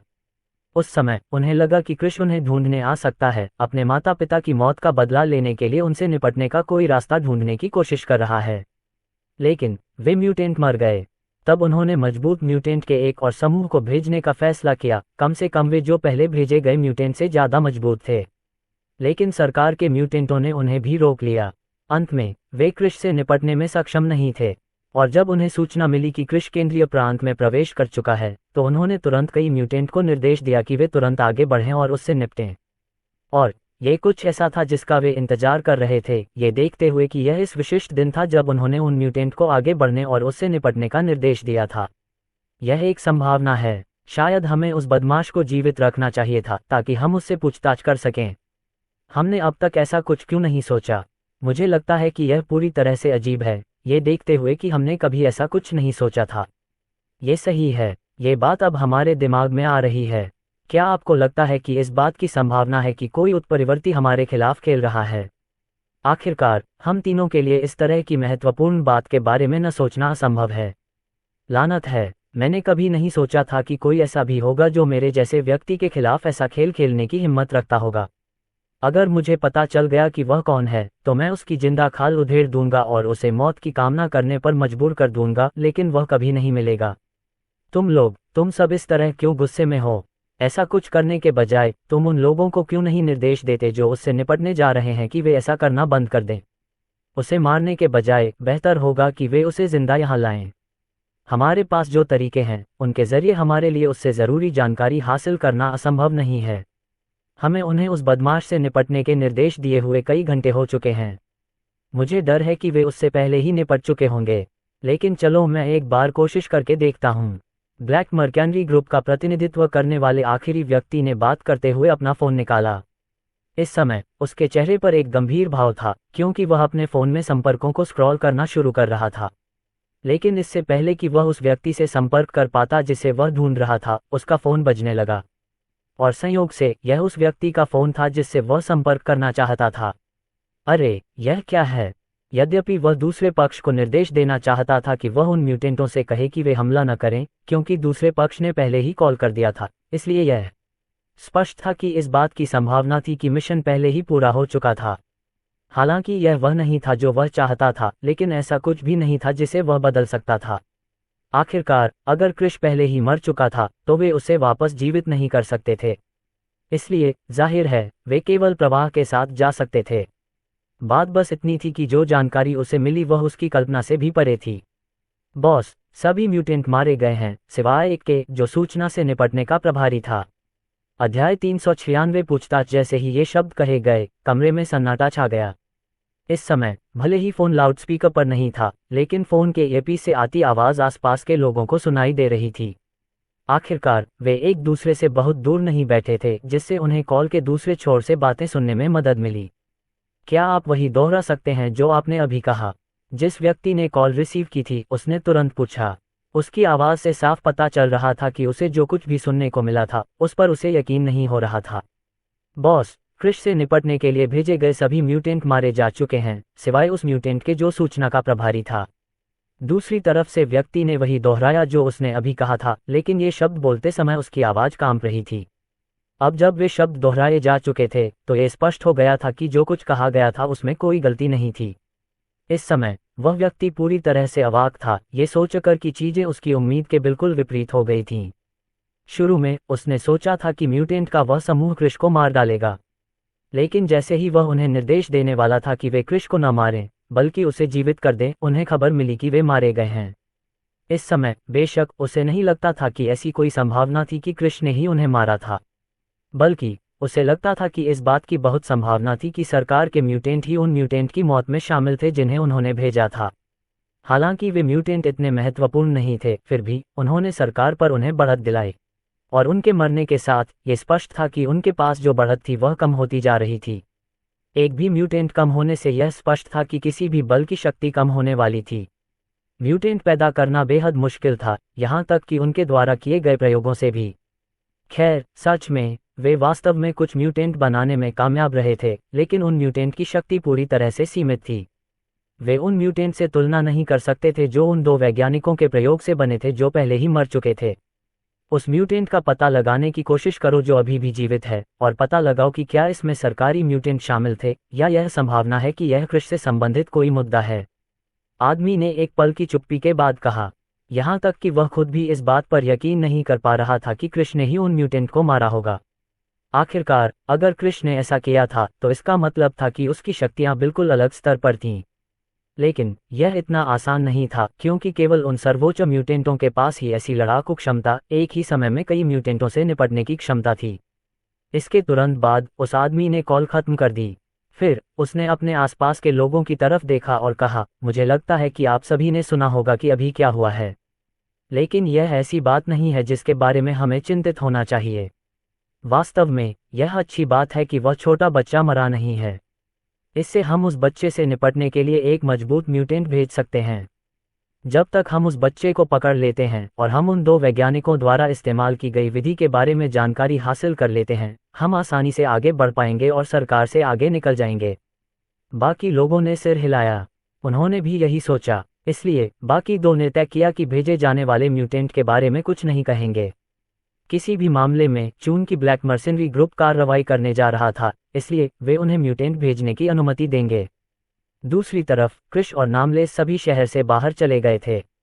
जहां तक बंधक की बात है तो उस आदमी ने पूरे रास्ते में कोई परेशानी खड़ी करने की कोशिश नहीं की थी।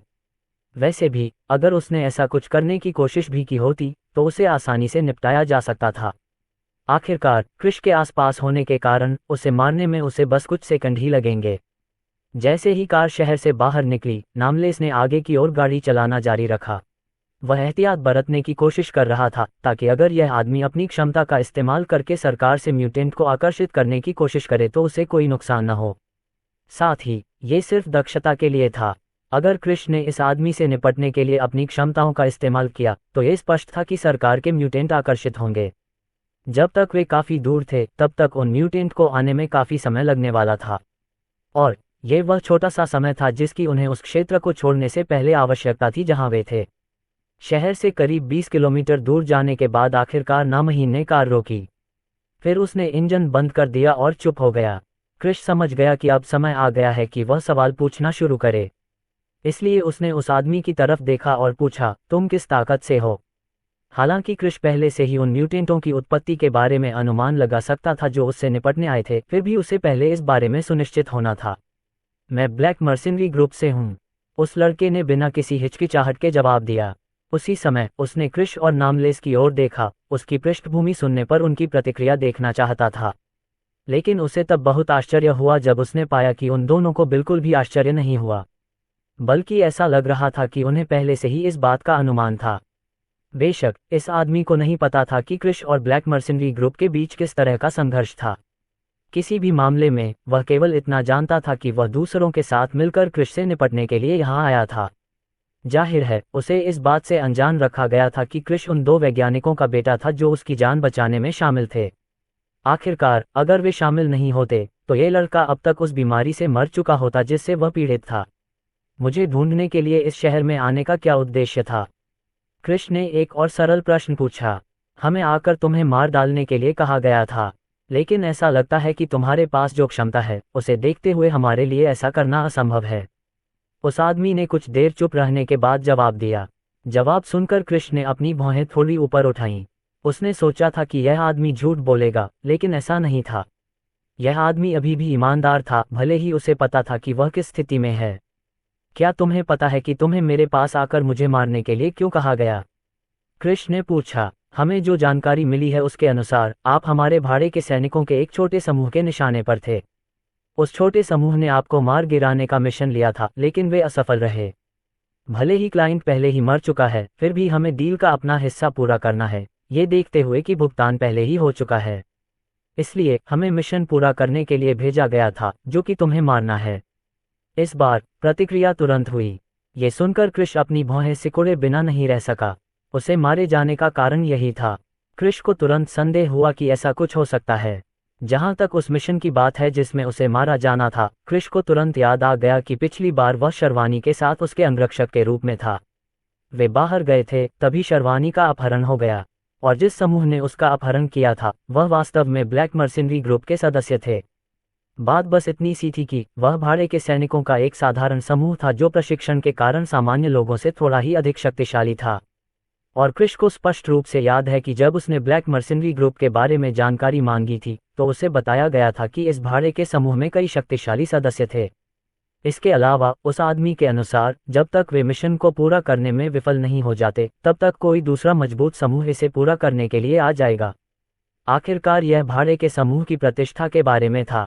लेकिन उस दिन से लेकर अब तक कई महीने बीत चुके थे और क्रिश ने कभी भी भाड़े के सैनिकों के समूह के किसी भी सदस्य को अपने पीछे आते नहीं देखा था। या क्या यह संभव था कि म्यूटेंट का पहला समूह जिससे उसने निपटा था वास्तव में इसी समूह से था?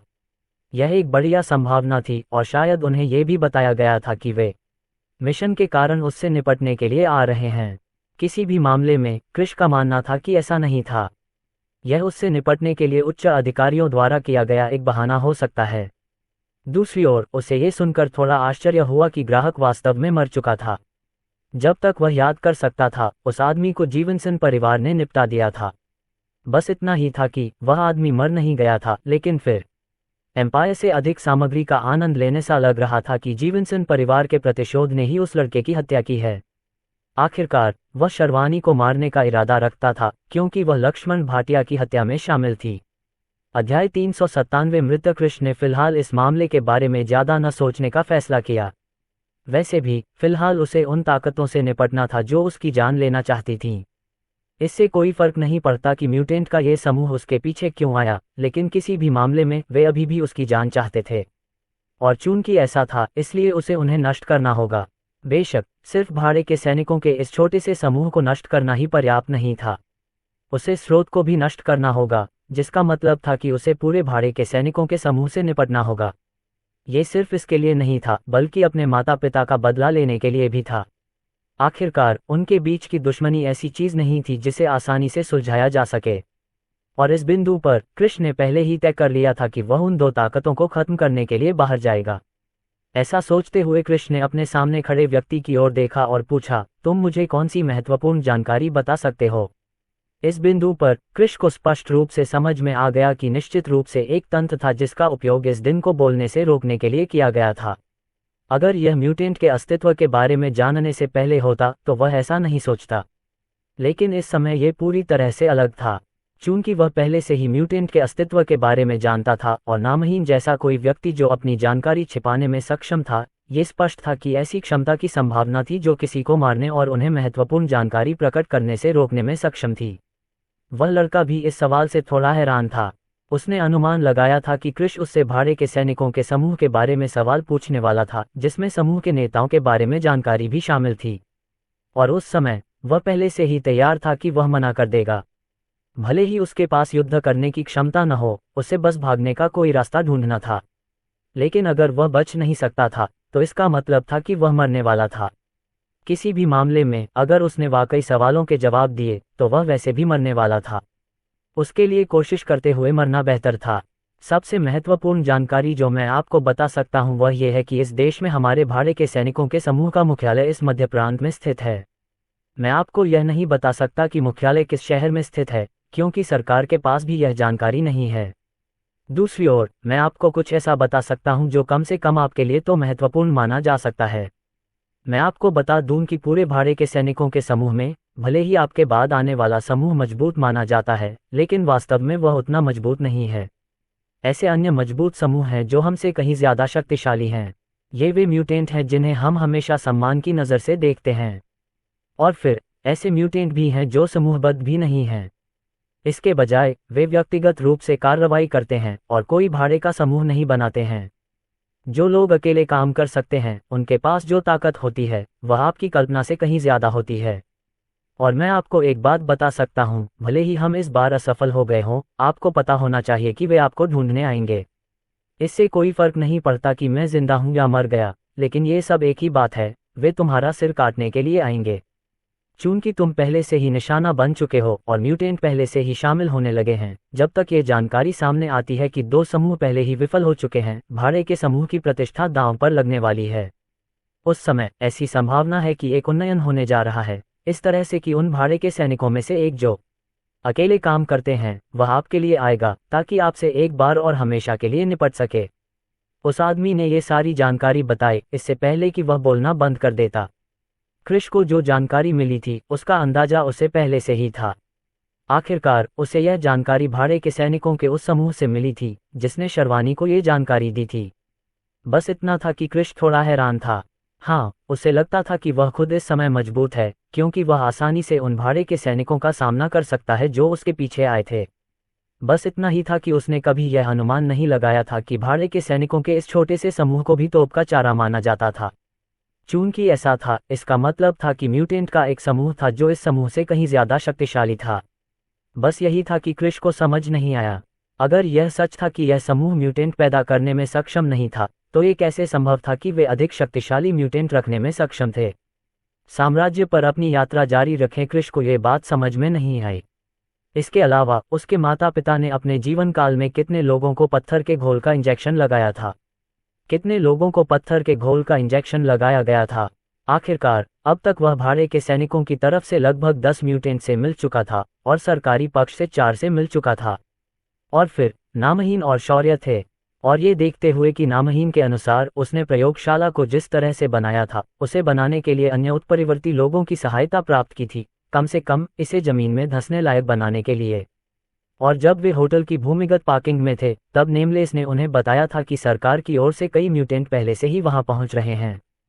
कृष्ण को नहीं पता था कि ये म्यूटेंट वही हैं जिनसे वह उस समय मिला था जब वह सेंट्रल प्रांत में आ रहा था, लेकिन फिर भी ये स्पष्ट था कि म्यूटेंट की संख्या बहुत अधिक थी, और उनके माता पिता के अनुसार उन्हें अभी तक ये सुनिश्चित करने का सटीक तरीका नहीं मिला था कि सफलता दर 100% हो, और ये स्पष्ट था कि सफलता दर बेहद कम थी, अन्यथा वे शोध के परिणाम सरकार को सौंपने में संकोच नहीं करते, खासकर जब सैनिक शामिल होते।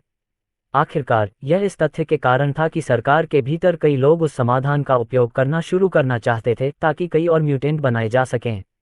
लेकिन ये देखते हुए कि मृत्यु दर बहुत अधिक थी, उसके माता पिता ने तुरंत असहमति जताई। चून की सफलता की दर बेहद कम थी, तो फिर यह कैसे संभव था कि म्यूटेंट की संख्या इतनी अधिक थी? और ऐसा क्यों था कि म्यूटेंट का शक्ति स्तर इस तरह से था कि कुछ म्यूटेंट मजबूत थे और अन्य कमजोर थे? बेशक वह समझ गया था कि ऐसी संभावना हो सकती है कि किसी के पास ऐसी क्षमता हो जो दूसरे व्यक्ति से कमतर हो, जिसके कारण वह कमजोर हो। लेकिन फिर भी जिस व्यक्ति पर उसने पहले हमला किया था, उसकी तुलना उस व्यक्ति से की जो स्टील में बदलने में सक्षम था, उसे लगा कि वह स्टील वाला व्यक्ति कमजोर है। यदि ये तथ्य न होता कि स्टील में बदल जाने के कारण उसकी रक्षा क्षमता अधिक थी, तो वह स्पष्ट रूप से क्रिश द्वारा आसानी से मारा जा सकता था, उस तरीके की तुलना में जिस तरह से उसने दूसरे व्यक्ति के साथ व्यवहार किया था। ये सब सोचने के बाद क्रिश ने उस आदमी की तरफ देखा जो अभी उसके सामने चुप था। उसने कुछ देर सोचा, फिर आखिरकार पूछा, क्या तुम्हें वैज्ञानिकों और उस प्रोजेक्ट के बारे में कोई जानकारी है जो तुम्हारी फोर्स अभी सामने ला रही है? उस आदमी ने क्रिश की ओर उलझन भरी आंखों से देखा और पूछा, कौन से वैज्ञानिक? बहुत सारे वैज्ञानिक हैं, पफू। वह व्यक्ति बीच में ही बोल पड़ा क्योंकि अचानक उसे खांसी के साथ खून निकलने लगा, और खून की मात्रा बहुत कम नहीं थी। फिर अगले ही पल थोड़ी देर खांसने के बाद उसकी मौत हो गई। क्रिश को पहले से ही इस तरह की घटना का अंदेशा था, लेकिन उसे यह अंदाजा नहीं था कि यह आदमी इस तरह मरने वाला है। अपने बगल में पड़े शव को देखकर क्रिश को समझ में नहीं आ रहा था कि क्या करे। बेहतर होता अगर वह वास्तव में इस भाड़े के सैनिकों के समूह का स्थान पूछता, और यदि संभव होता तो वह ये भी पूछता कि उन्होंने अपनी ताकत कैसे बढ़ाई। बस ये था कि उसके लिए इस आदमी से अभी पूछना असंभव था, ये देखते हुए कि वह आदमी पहले ही मर चुका था। बिना किसी हिचकिचाहट के क्रिश ने कार का दरवाज़ा खोला और शव को बाहर धकेल दिया। फिर नामहीन व्यक्ति बिना कुछ कहे वापस शहर की ओर गाड़ी चलाने लगा। लेकिन शहर पहुंचने से पहले ही वह कार रोककर बाहर निकल गया, जिससे क्रिश भ्रमित हो गया। फिर भी वह बिना नाम बताए उसका पीछा करता रहा और हैरान भाव से उसे देखता हुआ कार से बाहर निकल गया। आपको उस कार को नष्ट करना होगा। हम इस कार को किसी को नहीं मिलने दे सकते। आखिरकार वे हम दोनों के बारे में जानकारी का पता लगाने में सक्षम होंगे और उन्हें पता चल जाएगा कि हम म्यूटेंट के साथ शामिल हैं। हालांकि यह सच है कि पूछताछ के बाद उन्हें पता चल जाएगा कि हम ही वे लोग थे जिन पर उन म्यूटेंटों ने हमला किया था। फिर भी यह समझाना थोड़ा जटिल होगा क्योंकि हम दोनों ही पंजीकृत नहीं हैं। और चूंकि हम पंजीकृत नहीं हैं, इसलिए आप पहले से ही हमारी क्षमताओं का उपयोग करने के परिणाम जानते हैं। इसलिए हमें पहले सबूत साफ करने होंगे, नामलेस ने समझाया। क्रिश ने तुरंत समझ में सिर हिलाया। फिर उसने कार की ओर देखा, फिर झिझकने लगा। फिलहाल वे एक ऐसी सड़क पर थे जिसका इस्तेमाल बहुत कम होता था, इसलिए इस सड़क पर गुजरने वाली कारों की संख्या कम थी। और वर्तमान में क्रिश इस बात को लेकर झिझक रहा था कि क्या उसे इस कार को नष्ट करने के लिए अपनी क्षमता का उपयोग करना चाहिए या सिर्फ अपनी शारीरिक शक्ति का उपयोग करना चाहिए। अध्याय 398 पहचान से परे। जबकि क्रिश अभी भी इस बात पर झिझक रहा था कि क्या किया जाए, दूसरी ओर जिस होटल से वे निकले थे वहां पहले से ही भूमिगत पार्किंग में लोगों का एक समूह मौजूद था। उन्होंने पहले ही इलाके को सील कर दिया था, किसी को भी इस जगह पर जाने की अनुमति नहीं थी। लेकिन जाहिर है ऐसा करने के लिए उनके पास पुलिस के साथ सहयोग करने के अलावा कोई और विकल्प नहीं था। शहर में उच्च पदों पर बैठे पुलिस अधिकारियों को म्यूटेंट के बारे में पहले से ही पता था। यह उम्मीद की जानी चाहिए थी क्योंकि यह आखिरकार केंद्रीय प्रांत था। पुलिस के सहयोग से उन्होंने तुरंत भूमिगत पार्किंग को सील कर दिया था। इसके पीछे कारण ये था कि वहां सुरक्षा गार्डों का एक समूह मारा गया था। वे अकेले नहीं थे, ये देखते हुए कि भूमिगत पार्किंग में अन्य शव भी पाए गए थे। जनता में दहशत पैदा नहीं करना चाहते थे। म्यूटेंट के पास कोई और विकल्प नहीं था सिवाय इसके कि वे सुनिश्चित करें कि कोई भी भूमिगत पार्किंग में न आए। सरकार की ओर से यहां आए म्यूटेंटों का समूह कुल 6 लोगों का था। वे सभी जमीन पर पड़े शवों को देखकर अपने चेहरे पर उदासी के भाव लिए हुए थे। बेशक वे आसानी से एक सामान्य इंसान और एक उत्परिवर्ती के बीच अंतर कर सकते थे। खैर, यह उनके पास मौजूद उपकरणों की सहायता से संभव था। यदि वे किसी उत्परिवर्ती के रक्त के सीधे संपर्क में आ जाते तो वे उपकरण के उपयोग से आसानी से बता पाते कि रक्त का स्वामी उत्परिवर्ती है। और ये देखते हुए कि जमीन पर पड़े तीनों शवों से उनकी मृत्यु के समय खून बह रहा था, उन्होंने आसानी से समझ लिया था कि वे म्यूटेंट थे। और ये देखते हुए कि वे म्यूटेंट के बीच लड़ाई के कारण यहाँ आकर्षित हुए थे, यह उम्मीद की जानी चाहिए थी कि उन्हें यहाँ एक मृत म्यूटेंट मिलेगा। मैं जो देख सकता हूँ उससे ऐसा लगता है कि वे ब्लैक मर्सिनरी ग्रुप से हैं। यह एकमात्र ऐसा मर्सिनरी ग्रुप है जिसके पास म्यूटेंट हैं और जो सेंट्रल प्रांत में इतनी धृष्टता से काम कर सकता है। उनमें से एक ने अचानक टिप्पणी की। बाकी लोगों ने भी यही सोचा, लेकिन उनमें से किसी ने कुछ नहीं कहा। इसके बजाय वे सभी लाशों को चेहरे पर शिकन लिए देखते रहे। हाँ, उन्हें लाशें मिली थीं, और यह अच्छी बात थी कि ये लाशें सरकारी म्यूटेंटों के लिए नहीं थीं। यह अच्छी बात थी क्योंकि इन 3 म्यूटेंटों की मृत्यु से यह संकेत मिलता था कि ब्लैक मर्सिनरी ग्रुप अपनी शक्ति खो रहा था। बस उन्हें ये समझ में आ गया था कि जो भी इन म्यूटेंट्स की हत्या में शामिल था वह निश्चित रूप से उनका नहीं था। अन्यथा लड़ाई शुरू होने से पहले ही उन्हें जानकारी मिल जाती। उन्हें नहीं पता था कि इस घटना में शामिल म्यूटेंट उनका दोस्त था या दुश्मन। वैसे भी हमेशा एक संभावना थी कि आपके दुश्मन का दुश्मन आपका दोस्त न हो। पहले इन शवों से निपटें। हमें यहाँ आए हुए कई मिनट हो चुके हैं, लगभग 1 घंटा। लेकिन हम इस बारे में कोई उपयोगी जानकारी हासिल करने में कामयाब नहीं हुए हैं कि वास्तव में यहाँ क्या हुआ था। हमें जांच के लिए और समय चाहिए होगा, लेकिन अगर हम इन शवों को यहाँ से निकाल दें तो बेहतर होगा। अगर किसी तरह कुछ हो जाए और लोगों में हंगामा मच जाए तो मामला थोड़ा और पेचीदा हो जाएगा, किसी ने अचानक कहा। बाकी लोग तुरंत सहमत हो गए। फिर उन्होंने शवों को ले जाने की व्यवस्था की, लेकिन फिर भी वे सतर्क थे क्योंकि हो सकता है कि इन म्यूटेंट की मौत में शामिल म्यूटेंट आसपास ही हों। अंत में सभी शवों को ले जाया गया। बेशक ये ऑपरेशन गुप्त रूप से किया गया था ताकि यह सुनिश्चित किया जा सके कि होटल और पूरे शहर में कोई गड़बड़ी न हो। वैसे भी जब से यहाँ कई लोगों की मौत की सूचना लीक हुई है, तभी से यह साफ हो गया था कि यह शहर में फैल जाएगी। यही वजह थी कि उन म्यूटेंट ने तय किया था कि वे इस मुद्दे को होटल और यहाँ मरने वाले कर्मचारियों के परिवार वालों के साथ मिलकर सुलझाएंगे। लेकिन जैसे ही म्यूटेंटों का ये समूह बाहर जाने वाला था और चारों ओर फैलने वाला था ताकि वे देख सकें कि क्या वे किसी म्यूटेंट के निशान पा सकते हैं, उन्हें अचानक उनके पास मौजूद उपकरणों से एक सूचना मिली। तुरंत ही उन सभी ने अपने साथ रखे उपकरणों को देखा। ये वे उपकरण थे जिनका उपयोग म्यूटेंट की उपस्थिति का पता लगाने के लिए किया जाता था। और इस समय उपकरणों की स्क्रीन पर यह संकेत मिल रहा था कि वहां एक उत्परिवर्ती की उपस्थिति थी जो शहर के बाहर अपनी क्षमता का उपयोग कर रहा था। अरे वाह, लगता है वे लोग शहर के बाहर पहुंच चुके हैं। चलो जल्दी से जल्दी वहां चलें। समूह के नेता ने तुरंत निर्देश दिया और म्यूटेंटों का समूह बाहर निकल आया। सबसे आगे 2 म्यूटेंट थे जिनके पास एक ऐसी क्षमता थी जिससे उनकी गति बढ़ जाती थी, और इसलिए उन्होंने बाकी को पीछे छोड़ दिया। साम्राज्य से नए रोमांच का आनंद लैम्बा की लोग इतने चिंतित नहीं थे क्योंकि उन्होंने तुरंत ही सबसे तेज गति से दौड़ना शुरू कर दिया था। लेकिन निश्चित रूप से उन सभी के लिए शहर के बाहर जितनी जल्दी हो सके पहुंच पाना असंभव था, और इस वजह से उनमें से ज्यादातर लोग तुरंत ही कारों में बैठ गए और कारों को शहर के बाहर की ओर ले जाया गया। और वे सभी कारें इस तरह से संशोधित की गई थीं कि वे अविश्वसनीय गति से चल सकती थीं। लेकिन लगभग 1 मिनट बाद उनके पास मौजूद उपकरणों ने तुरंत संकेत दिया कि म्यूटेंट अब अपनी क्षमता का उपयोग नहीं कर रहा था। इससे वे तुरंत थोड़ा चिंतित हो गए। फिर भी वे थोड़े भ्रमित थे। ऐसा क्यों था कि उन्होंने सिर्फ एक म्यूटेंट को अपनी क्षमता का उपयोग करते हुए देखा? अगर यह म्यूटेंट के बीच लड़ाई थी तो वे उम्मीद कर रहे थे कि एक ही समय में कई म्यूटेंट अपनी क्षमता का उपयोग करने वाले होंगे।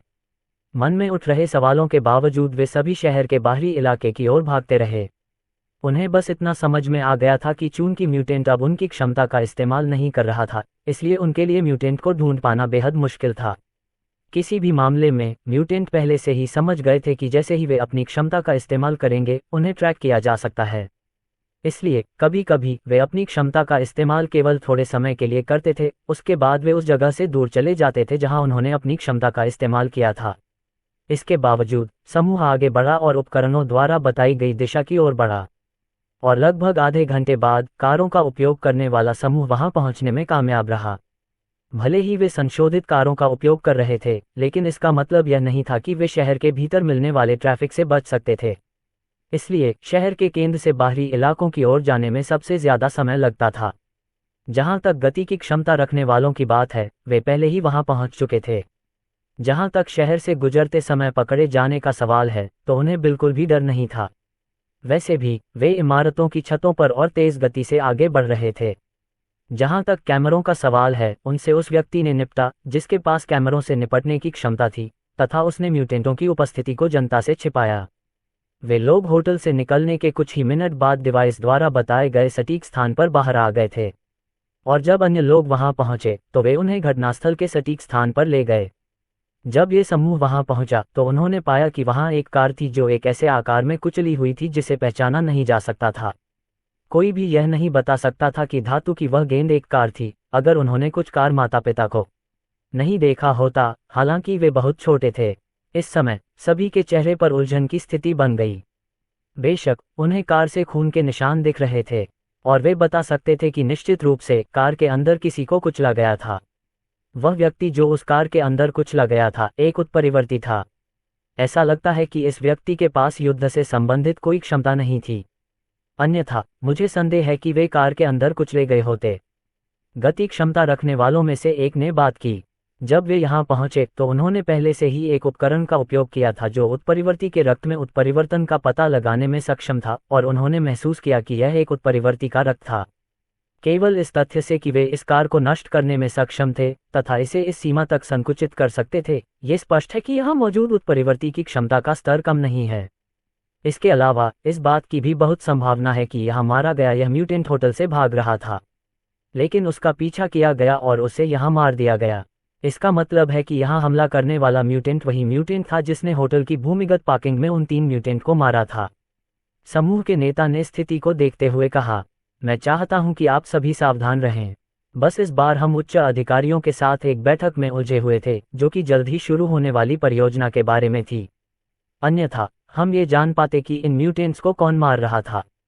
चलिए बस यही उम्मीद करते हैं कि यह एक अच्छी बात होगी, नेता ने आगे कहा। थोड़ी देर बाद जब उन्होंने घटनास्थल पर सभी जांच पूरी कर ली तो धातु की इस गेंद को उठाकर स्क्रैप यार्ड में ले जाया गया। वैसे भी ऐसा नहीं था कि वे नष्ट हो चुकी कार का इस्तेमाल किसी और जांच के लिए कर सकते थे। अध्याय 399 एस्टोरक्रिश होटल वापस चला गया और अपने कमरे में वापस आ गया। वे पहले ही अलग हो चुके थे, लेकिन वे अगले दिन मिलने वाले थे। दामर की समस्या के कारण क्रिश ने शुरू में अपनी शारीरिक क्षमता का उपयोग करना चाहा था, लेकिन उसने महसूस किया कि कार से निपटने में उसे काफी समय लगेगा।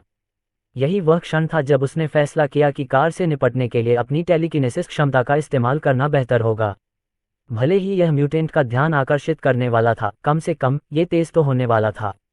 इसलिए उसने अपनी टेलीकिनेसिस क्षमता का उपयोग किया और कार को एक गेंद के आकार में कुचल दिया, और फिर कुछ ही मिनटों में वे दोनों उस क्षेत्र से चले गए। रास्ते में क्रिश ने देखा कि 2 आकृतियां उसी दिशा में भाग रही थीं जहां से वे आई थीं। वह तुरंत बता सकता था कि वे म्यूटेंट थे क्योंकि वे अविश्वसनीय गति से आगे बढ़ रहे थे। क्रिश को तब थोड़ी हैरानी हुई जब उसने देखा कि इमारतों के ऊपर चल रहे 2 लोगों की गति उन लोगों की तुलना में ज्यादा थी जिनका सामना उसने पहले किया था। इससे उसे पता चला कि उनकी क्षमता दूसरों से ज्यादा मजबूत थी। फिर भी उन दोनों ने म्यूटेंट पर ध्यान नहीं दिया और वे होटल वापस चले गए। यहीं पर नेमलेस ने क्रिश को छोड़ा और दावा किया कि उसे पहले कुछ निपटाना है और वे अगले दिन मिलने वाले हैं ताकि आगे क्या करना है इस पर चर्चा की जा सके। जहां तक क्रिश की बात है, जैसे ही वह अपने कमरे में वापस आया उसने तुरंत पत्थर को बाहर निकाल लिया। उसने उसकी बारीकी से जांच की, लेकिन उसे एहसास हुआ कि इसमें कुछ भी ऐसा नहीं था जो उसने पहले देखा था। क्रिश अपने बिस्तर पर बैठा हुआ पत्थर को देख रहा था और सोच रहा था कि वह इससे कुछ पाने के लिए क्या तरीका अपनाएगा। हाँ, ये कहा जा सकता है कि पत्थर पर छूट कार्ड का इस्तेमाल करना उसकी लापरवाही थी, ये देखते हुए कि वह इसके आसपास के रहस्यों को भी नहीं जानता था। लेकिन क्रिश का मानना था कि यह महज एक आवेग नहीं था। उनका मानना था कि अगर मूल पत्थर म्यूटेंट बनाने में सक्षम था तो यह पत्थर निश्चित रूप से उससे भी बेहतर चीजें बनाने में सक्षम होगा। बस इतना ही था कि क्रिश के लिए इस पत्थर के इस्तेमाल की विधि जानना बेहद मुश्किल था। जहां तक सिस्टम के बारे में पूछने की बात है, क्रिश ने इसके बारे में सोचा भी नहीं था। एम्पायर पर नए अध्याय पढ़े। वैसे भी कई मौकों पर उसने सिस्टम से कई चीज़ों के बारे में पूछने की कोशिश की थी, लेकिन सिस्टम ने कभी भी उसके बारे में कोई जवाब नहीं दिया। खैर, उसे बस उम्मीद थी कि शायद अगली बार जब वह बॉडीगार्ड के तौर पर अपना मिशन पूरा करेगा तो उसे कुछ अच्छा मिलने की संभावना हो। उस स्थिति में वह पत्थर के बारे में पता लगा सकेगा और जान सकेगा कि इसका इस्तेमाल कैसे करना है। फिर वह इसका इस्तेमाल जीवन पर कर सकेगा, जिससे ये सुनिश्चित हो जाएगा कि वह व्यक्ति म्यूटेंट होने के बावजूद जीवित रह सकेगा। सिस्टम ने अपग्रेड को अंतिम रूप दे दिया है। वर्तमान में सिस्टम पूरी तरह कार्यात्मक है और सिस्टम की सभी क्षमताएं पुनः प्राप्त कर ली गई हैं। सिस्टम में अपडेट हुए हैं और वर्तमान में होस्ट के सामने मौजूदा स्थिति के अनुसार परिवर्तन किए गए हैं। सिस्टम में किए गए वर्तमान परिवर्तनों में एक स्टोर शामिल है जो होस्ट को उसकी ज़रूरत की कोई भी चीज़ खरीदने में सक्षम बनाएगा। स्टोर में जो भी मिलेगा वह मेज़बान के पास मौजूद पैसे पर निर्भर करता है। स्टोर से कोई भी चीज़ उचित दाम पर खरीदी जा सकती है। क्रिश को उस समय बहुत आश्चर्य हुआ जब उसने सिस्टम से संकेत सुना। वह भूल गया था कि सिस्टम ने उसे बताया था कि यह अपग्रेड हो रहा है और यह पूरी तरह से काम करने लगेगा। क्रिश के लिए यह बिल्कुल अप्रत्याशित था कि जो सिस्टम उसे इस स्तर तक विकसित होने में मदद कर रहा था वह वास्तव में उसका आधा ही था। और अब जब ये पूरा हो गया था तो क्रिश सिस्टम में मौजूद नए कार्यों के बारे में पूरी तरह से उत्सुक था। सिस्टम से प्राप्त संकेतों से ऐसा प्रतीत हुआ कि इस बार जो एकमात्र परिवर्तन हुआ था वह था स्टोर का स्वरूप। लेकिन क्रिश इस स्टोर के बारे में जानने को उत्सुक था। आखिर इस स्टोर में ऐसा क्या है जिससे सिस्टम इतना साहसी हो गया कि वह कह सके कि अगर उसके पास पैसे हैं तो वह कुछ भी खरीद सकता है। सिस्टम, मैं स्टोर तक कैसे पहुंच सकता हूं? क्रिश ने अचानक पूछा। लेकिन जैसे ही उन्होंने प्रश्न पूछा, सिस्टम द्वारा उत्तर देने के बजाय उनके सामने एक स्क्रीन प्रकट हो गई। इकट्ठा करना क्षमताएं, गोलियां, कौशल, संसाधन, सुविधाएं। अपने सामने मौजूद श्रेणियों को देखकर क्रिश उत्सुक हो गया। तुरंत ही उसने पहली श्रेणी यानी योग्यताओं से शुरुआत की। अगले ही पल उसके सामने एक और स्क्रीन दिखाई दी जिसमें कई तरह की क्षमताएं दिखाई दे रही थीं। इनमें टेलीकिनेसिस, ताकत में वृद्धि, धातु में बदलने की क्षमता, तरल पदार्थ को नियंत्रित करने की क्षमता और कई अन्य चीजें शामिल थीं। बेशक उनमें से हर एक को एक कीमत दी गई थी और इसके अलावा उस क्षमता के बारे में भी स्पष्टीकरण था और यह भी कि उसका उपयोग किस हद तक किया जा सकता है। बस जब उसने इन क्षमताओं की कीमत देखी तो क्रिश पूरी तरह से हैरान रह गया। साथ ही वह ये सोचने से खुद को नहीं रोक पाया कि कीमत तो बहुत ज़्यादा है। लेकिन जब उसने इस बारे में सोचा तो उसे एहसास हुआ कि अगर किसी के पास पैसा भी हो तो भी वह स्पष्ट रूप से योग्यता हासिल नहीं कर पाएगा। अगर पैसे से वास्तव में योग्यता खरीदी जा सकती तो सरकार और ब्लैक मर्सिनरी ग्रुप्स को इतनी परेशानी नहीं होती। ये देखते हुए कि उन्होंने अनुसंधान में बहुत पैसा खर्च किया था, उन्होंने उस पैसे का उपयोग क्षमताओं को हासिल करने के लिए किया होगा। टेलीकिनेसिस, ग्रेड सी, ये व्यक्ति को अपने दिमाग से भौतिक चीज़ों को नियंत्रित करने में सक्षम बनाता है। वे अधिकतम 500 किलोग्राम वजन उठा सकते हैं। लागत $100 मिलियन। ये क्रिश के पास मौजूद टेलीकिनेसिस क्षमता के लिए था, लेकिन ये देखते हुए कि वह टन वजन उठा सकता था, ये स्पष्ट था कि उसकी क्षमता इस क्षमता से कहीं ज्यादा थी जो सिस्टम स्टोर में दिखाई जा रही थी। बेशक ये स्टोर में दिखाई गई एकमात्र क्षमता नहीं थी जो टेलीकिनेसिस से संबंधित थी। इसके बजाय इसमें विभिन्न ग्रेड शामिल थे जिसमें ग्रेड सी सबसे कम था। जहां तक क्षमताओं के उच्चतम ग्रेड की बात है, ये वास्तव में ग्रेड एसएसएस था। जहां तक टेलीकिनेसिस क्षमता के उच्चतम ग्रेड की कीमत की बात है तो इसकी कीमत वास्तव में $100 ट्रिलियन थी।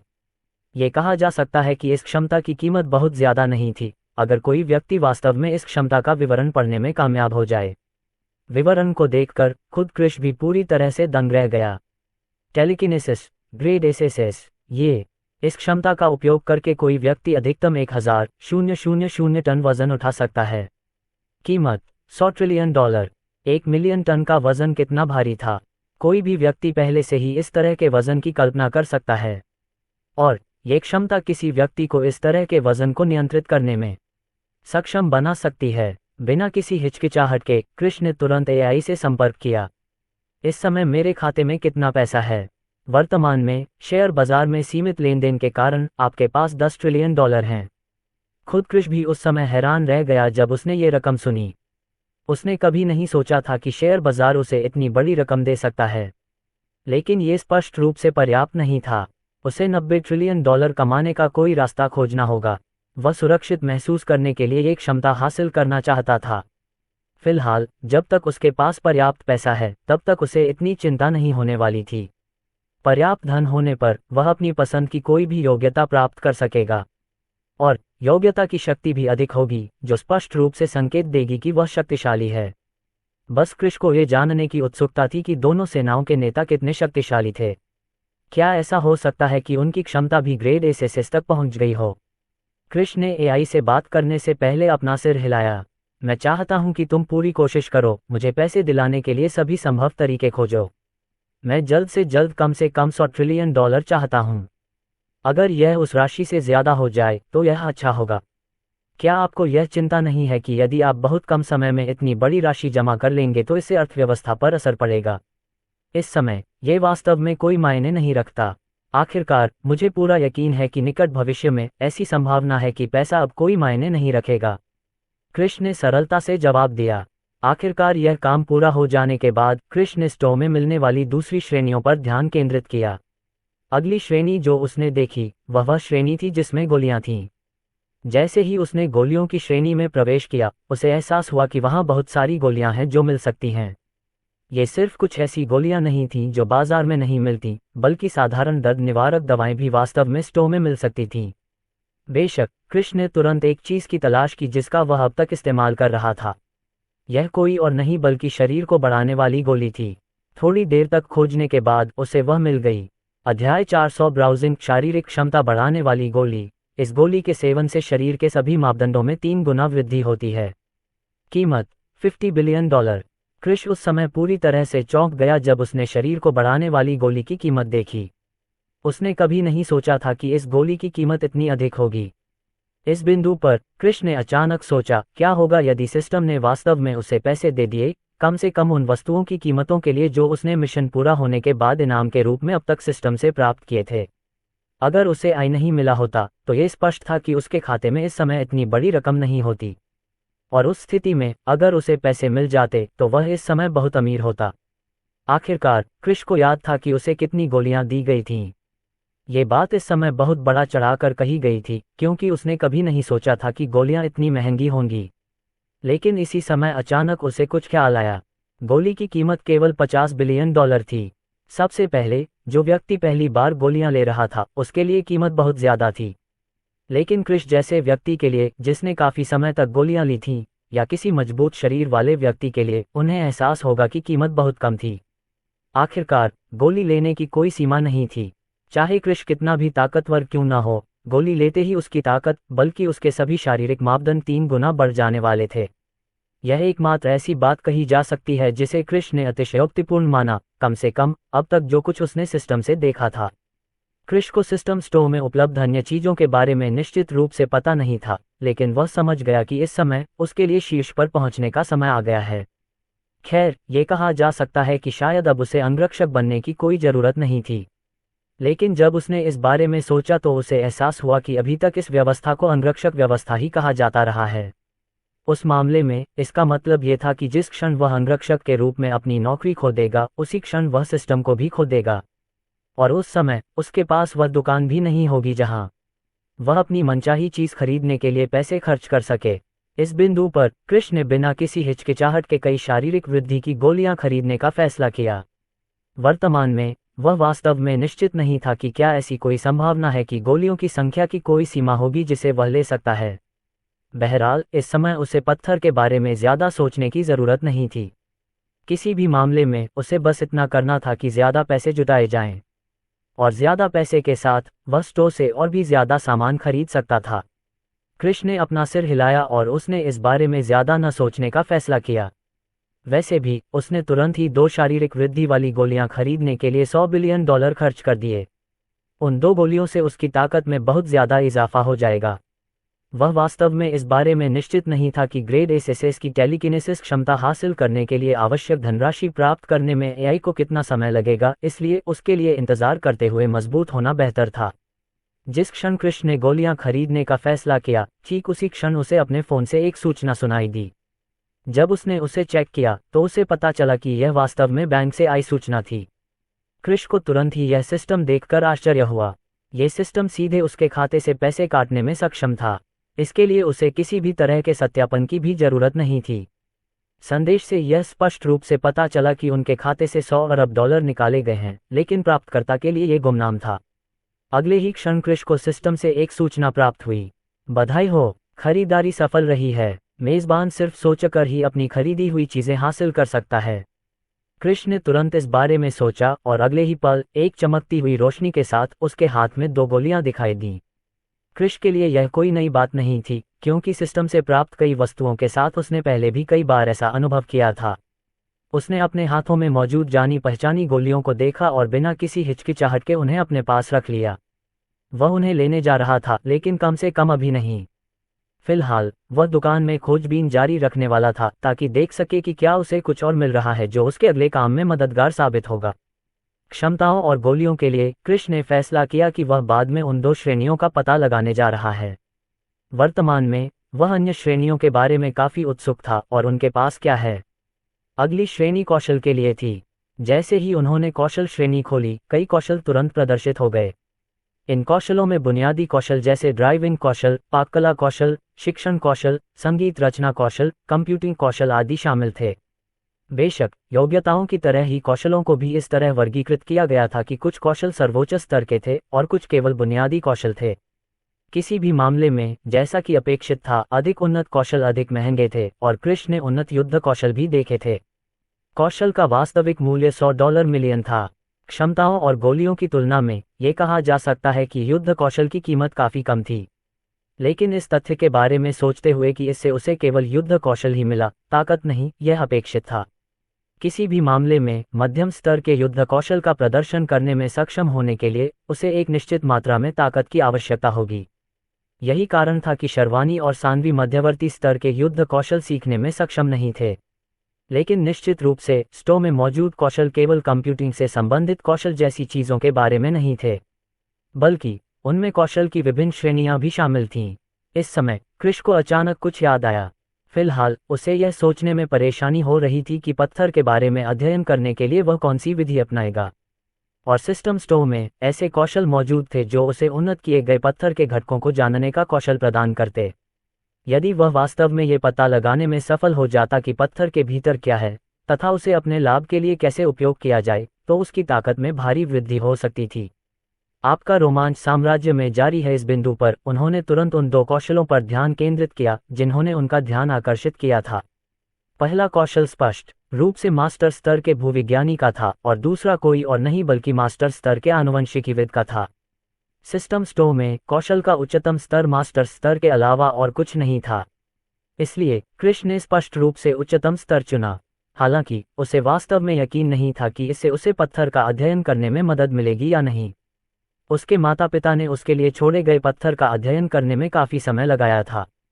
कृष को सिस्टम के अनुसार उनके कौशल के स्तर के वर्गीकरण के बारे में निश्चित नहीं था, लेकिन फिर भी उनका मानना था कि पत्थर का अध्ययन करना मुश्किल होने वाला था। कुल मिलाकर पत्थर को 1000 गुना बढ़ाया गया था, जिसका मतलब था कि इसकी गुणवत्ता उसके माता पिता द्वारा अध्ययन किए गए पत्थर से 1000 गुना बेहतर थी। तो क्या मास्टर स्तर पर्याप्त था? चिंता की बात सिर्फ इतनी थी कि कौशल की कीमत थोड़ी ज्यादा थी। भूविज्ञानी कौशल के लिए उन्हें $2 ट्रिलियन का उत्पादन करना था। आनुवंशिकीविद कौशल के लिए उन्हें $5 ट्रिलियन प्रदान करने की आवश्यकता थी। अपने चालू खाते के शेष के साथ ये स्पष्ट रूप से थोड़ा मुश्किल होने वाला था। इस सब के अंत में वह अभी भी ग्रेड एसएसएस टेलीकिनेसिस क्षमता हासिल करने के लिए पर्याप्त धन जमा करना चाहता था। कुछ देर सोचने के बाद कृष ने कुछ समय के लिए रुकने का फैसला किया। वह सिस्टम स्टोव में मौजूद सभी श्रेणियों को देखने के बाद ही अंतिम निर्णय लेने वाला था। इसके पीछे कारण यह है कि उसके पास पत्थर का अध्ययन करने के लिए आवश्यक कौशल तो हो सकता है, लेकिन क्या उसके पास ऐसा करने के लिए आवश्यक उपकरण होंगे? इसलिए कौशल को लापरवाही से खरीदने के बजाय उसके लिए यह देखना बेहतर था कि क्या वे आवश्यक वस्तुएं मिल सकती हैं। यदि उपकरण स्टोव में उपलब्ध नहीं थे, तो यह स्पष्ट था कि वे इस दुनिया में नहीं मिल सकते थे। उसके लिए उन कौशलों को खरीदना पैसे की पूरी बर्बादी होगी जिनका वह उपयोग नहीं कर सकता। इसके बजाय वह उस पैसे का उपयोग शरीर को बढ़ाने वाली गोलियां खरीदने में कर सकता है। कम से कम इस तरह से वह अधिक लाभ प्राप्त करने में सक्षम होगा, क्योंकि उसकी ताकत बढ़ जाएगी और वह अपने माता पिता की हत्या करने वालों से आसानी से बदला ले सकेगा। अगली श्रेणी संसाधन श्रेणी थी। इसलिए कृष आगे बढ़ा और उस श्रेणी तक पहुंचा और इसे देखने के बाद पूरी तरह से दंग रह गया।